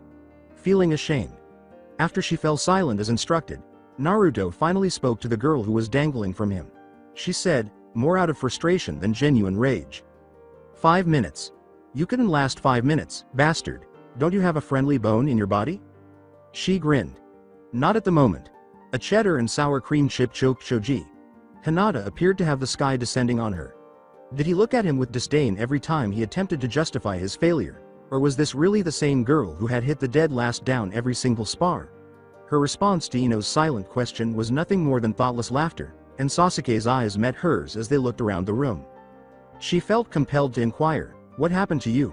The edges of gray, blue lips curled. Naruto responded, "Our first C rank went a little wild. Instead, he made motions with both arms, jolting his teammate back and forth with each one. So we saved another team of Konoha nin and their client from a squad of Ua nin, right? But we can't just leave them, and our mission's already dusted, so we decide to escort them back to Wind Country. But get this. Gaara here shows up," he says to the boy from Suna, who smiles, "and his team wants the client too. So we go at it." "You what?" "Yeah, and Gaara's all 'Why won't you bleed?' and I'm all 'Be my friend, motherfucker.' And then he drags me down into these caverns because we were in river country and we beat the crap out of each other for a while." Gaara's teammates were chatting passionately in the corner, with the girl in the fishnet and lilac cloth trying to silence the boy who was jabbing a finger at their circle in the eerie desert catsuit. That one was put away for later by Ino. Sakura sighs, but she doesn't refute any of the more outrageous allegations. So after we work things out we go to meet back up with everyone a few days later, but Iwa shows up again, and this time they're bringing serious heat. Me and Gaara make it to the surface and the whole forest is wrecked. Everything's on fire. There's meteors and lava everywhere. Must have been a dozen Iwa nin. Sasuke's over here fighting a Jonin with a broken wrist and no chakra, and somehow I'm the idiot. "You are," confirmed Sasuke. When Naruto offered his former foe turned friend an open palm, the man stared at it blankly until Naruto grabbed his wrist and showed him how to give a high five. So of course me and Gaara take him all out and save the day. Right. She saw that the elder Konoha team, including his teammates and bushy brows, had edged in to listen to Lee, who was bouncing on the balls of his feet and asking Naruto about the specifics of his battle with the Iwa Jonin, while Kiba yelled at him for lying. Ino said, "So what really happened?" to Sakura. Sakura gave a sort of resigned smile and shrugged, "Pretty much that." "What?" She didn't believe it, saying, "You can't be serious. Rookie of the year or not. Sasuke's battle with a Jonin was already unthinkable, but Naruto. A dozen enemy nin, including a Jonin. Seriously, what happened?" "They were all Jonin," correcting her Sakura. She hesitated.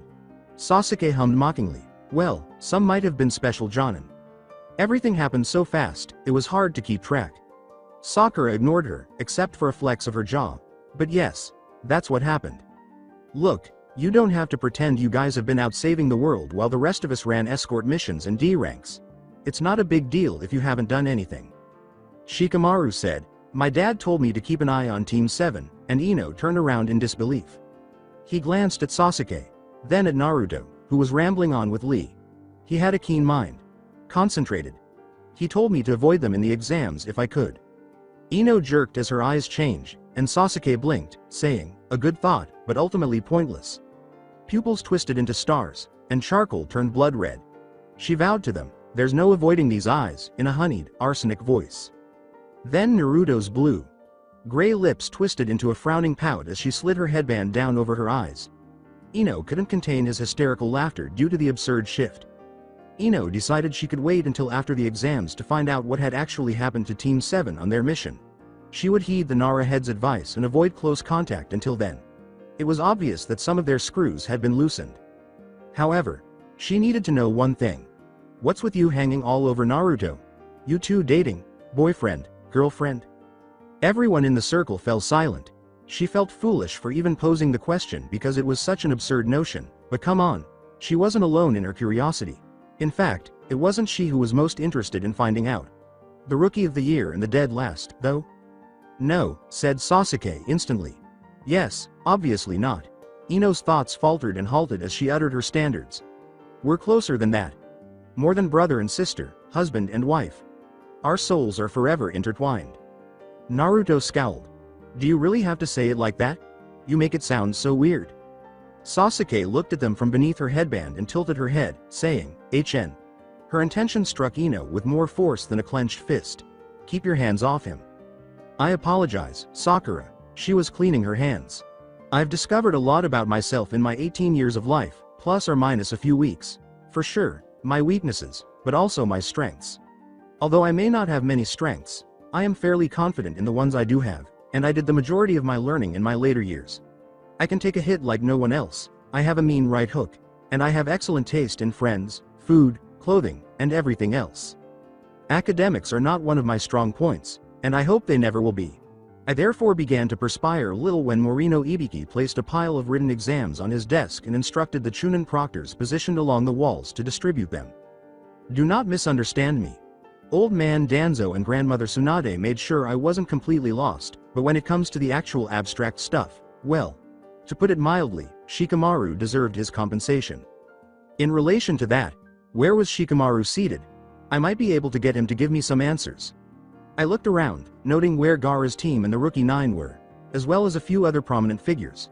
Before I arrived, my clone had made a list of all the foreign nin present, mostly from Suna and Otto, and I made sure to keep an eye on them all. Although it would be much simpler to simply tap a portion of nature's well and monitor them that way, the result wasn't particularly subtle. The extent to which Kakashi had told the elderly man about Sasuke and me was still unknown to me. Despite his humor and overall demeanor, he had a responsibility to the village and the Hokage, and he didn't seem like the kind of person who would keep something this important secret.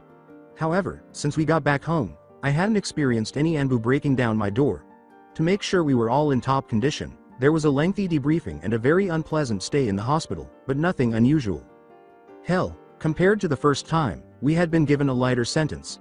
Something told me that we wouldn't be sitting in this room doing a genin promotional test if Kakashi had truly dug deep into the matter of our transmigration, my senjutsu, and Sasuke's matured Sharingan.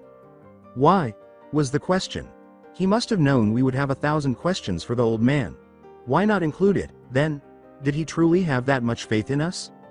It was a pleasant idea. Gave me a warm, fuzzy feeling inside. However, it also made it clear that I needed to perfect step 2 of my plan to save the world and that I needed to keep some skills to myself for the time being. Additionally, I needed to become a Chunin this time around because the previous 6 years of teasing was more than enough. Which, if I failed this fucking test, was going to be difficult. Hinata, I said in a whisper. She didn't look up from her paper, but she made a funny little noise. Hey, Hinata. You in the orange, that's 1. Yeah. Did I receive 4 more of those? No, 3, correct? As the expert in all things medical, the Sakura of the future wouldn't have needed time to consider the question. Hinata, what did you get for the pressure point question? Number 6? I wouldn't be surprised if the Sakura of today could also respond. However, my medical expertise was much more specialized and essentially useless in this situation. However, the Hyuga were aware of pressure points, if no one else was. They were experts at hurting people without actually punching them, whether it was by jabbing pressure points, upsetting chakra networks, or using extremely hurtful language.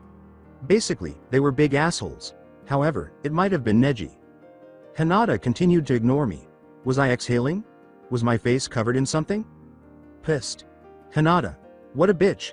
That's 3, orange. Whispering, Naruto, Hinata said. Her knuckles whitened around her pencil as she hesitated. She was probably considering helping me cheat or not. I knew she was the type of girl who would feel as guilty about refusing as she would about letting me. Just once, please, Hinata. I promise that I will save the world and buy you ramen.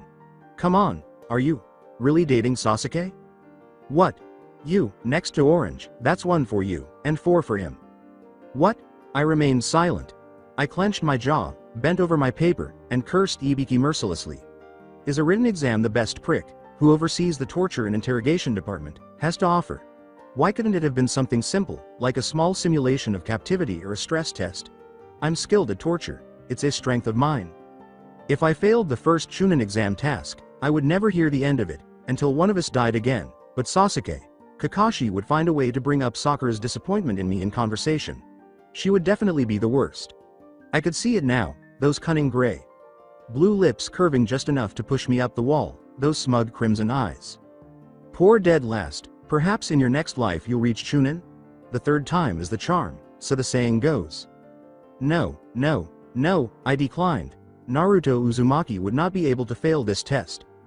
The Shinigami would never allow a small ink on paper to triumph over me, even if 9 Biju and death itself weren't enough to deter me. I just had to concentrate. I inhaled deeply and closed my eyes. Perhaps the secret was a little meditation. 5 minutes, called Ibiki. No, this was a defeat. Oh, I understand. Asura whispered. I froze. These two are the bamboo points used for drilling between the eyes. The gates of consciousness are located at the base of the skull. You ought to be aware of the third eye, Naruto. Those two are the shoulder wells. I grabbed my pencil and frowned. There are multiple ways to skin a cat, as the saying goes. Or catch a rabbit, or shoe a horse. Or shatter a man. Despite playing the part, Morino Ibiki did not enjoy his job. But he was skilled at it. All he needed was a broken pipe and a steady trickle of water to transform hardened shinobi into screaming ruins. Although a layman might assume that his skills were limited to tearing rather than mending, he had physiology knowledge that rivaled that of any medic inside Konoha's walls. In actuality, a man could be broken by almost anything given the correct conditions. Even good health. He was supposed to introduce the assembled genin to the harsh realities of the shinobi life. In order to make this specific point, the Sandame could only be as kind as possible with this first task. It was also benevolent. It was actually a mercy. Ibiki had no illusions about how the genin incapable of handling the first task would perform in the second, and there would be death when Enko took over. However, he did not consider it a good time to put pressure on kids. Seeing another child raise a trembling hand with an all-too-familiar dull terror in their eyes, Ibiki grimaced. He sent them on their way after marking them off with their teammates. Another Konoha team has been eliminated. It's unfortunate. He declared, this is your last chance, as the withdrawals finally slowed. It would end with a final twist to squeeze out the remaining ones. He silently wished for the continued strength of the remaining Konoha teams. The hand of the Hyuga heiress slowly lifted from the desk. Oh. Ibiki let out a sigh. That one would have repercussions. Lifting his clipboard, he looked for Konoha's team aide on the list of applicants and marked them out with a pencil dip. He was nearly stopped by a gasp and the loud slap of flesh against wood. Ibiki looked up to see the Hyuga's hand flat against the desk, the Kyuubi Jinchuriki's hand pressing firmly over it. Her face slowly flushed as she gazed down at their joined hands in disbelief. In response to Konoha's Jinchuriki, Ibiki arched an eyebrow. The boy winked at him out of sheer temerity. For that, I could disqualify both of you. Blue eyes joyfully danced, in jest. Will you, though? Hell, he would get it from Ibiki. In any case, less work for him. Besides, he thought grimly as he started his closing remarks, the boy would later get more than his share of the punishment for the small stunt. In the case of a 13-year-old girl, the Uchiha had violent intentions. Ibiki later walked the aisles after the genin had gone off to the forest of death and Enko had taken over in the only way she knew how. The outcomes were roughly what he had anticipated. With the exception of the Hyuga heiress, who lacked the bravery, the prominent families had successfully applied their methods to sift through the plants. Aburame Shino, Hyuga Neji, and Yamanaka Ino had all received perfect scores. Ibiki's patience had been severely tempted by the dog's yapping, but Inuzuka Kiba had managed to get a few right answers out of it. Of course, there were some exceptions. Hyuga's teammates in the branch had persevered through the task with little more than grit, while Guy's little pet project had filled the page margin to margin with completely false information. Tenten, the girl, had only managed a few partially correct answers. Ibiki briefly pondered what Guy had been teaching them throughout the year before recalling Might Guy's identity. He assumed that the next task would give them a chance to shine. Surprisingly, the Nara and Akamichi boys answered the first 5 questions exactly the same way, down to the handwriting. Akamichi Choji's subsequent responses were more well-written but incorrect. Nara Shikamaru's paper was completely blank in the second half. Shiki brat.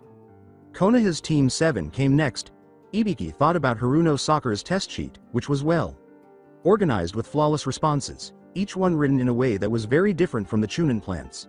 She was either very clever or very cunning because he hadn't caught her cheating. Or both. The Nara heir's ability to respond to these inquiries was not shocking, but a genin from a non-narrative family with no noteworthy connections? It was extraordinary. Of the 3, Haruno Sakura was by far the least remarkable. Answers from Uchiha Sasuke weren't really answers. For every response, the girl had merely jotted down where each planted Chunin would sit. Then she had copied, word for word, the notes his proctors against the walls had been taking in the margins. Each and every one. Additionally, she had compiled a list of all the genins who had cheated, broken down by seat number and method. Uchiha Sasuke had understood the purpose of this task better than anyone else in the room. Nevertheless, he wished she hadn't spent the extra time drawing on the test's reverse. Whether kunoichi or not, a child shouldn't be thinking about such things. The Jinchuriki comes last. Naruto Uzumaki. Ibiki gazed incredulously at the nearly blank sheet of paper. This was all the boy wrote, and he had been so self-assured and smug. He muttered a single answer, and it's wrong, as he looked over the list of absurd points the child had substituted for acupuncture points. It's not. Jiraiya of the legendary 3 appeared next to Ibiki, who froze and snarled a curse through clenched teeth. No shifting, no swirling foliage. Ibiki was by himself for a while, then he wasn't.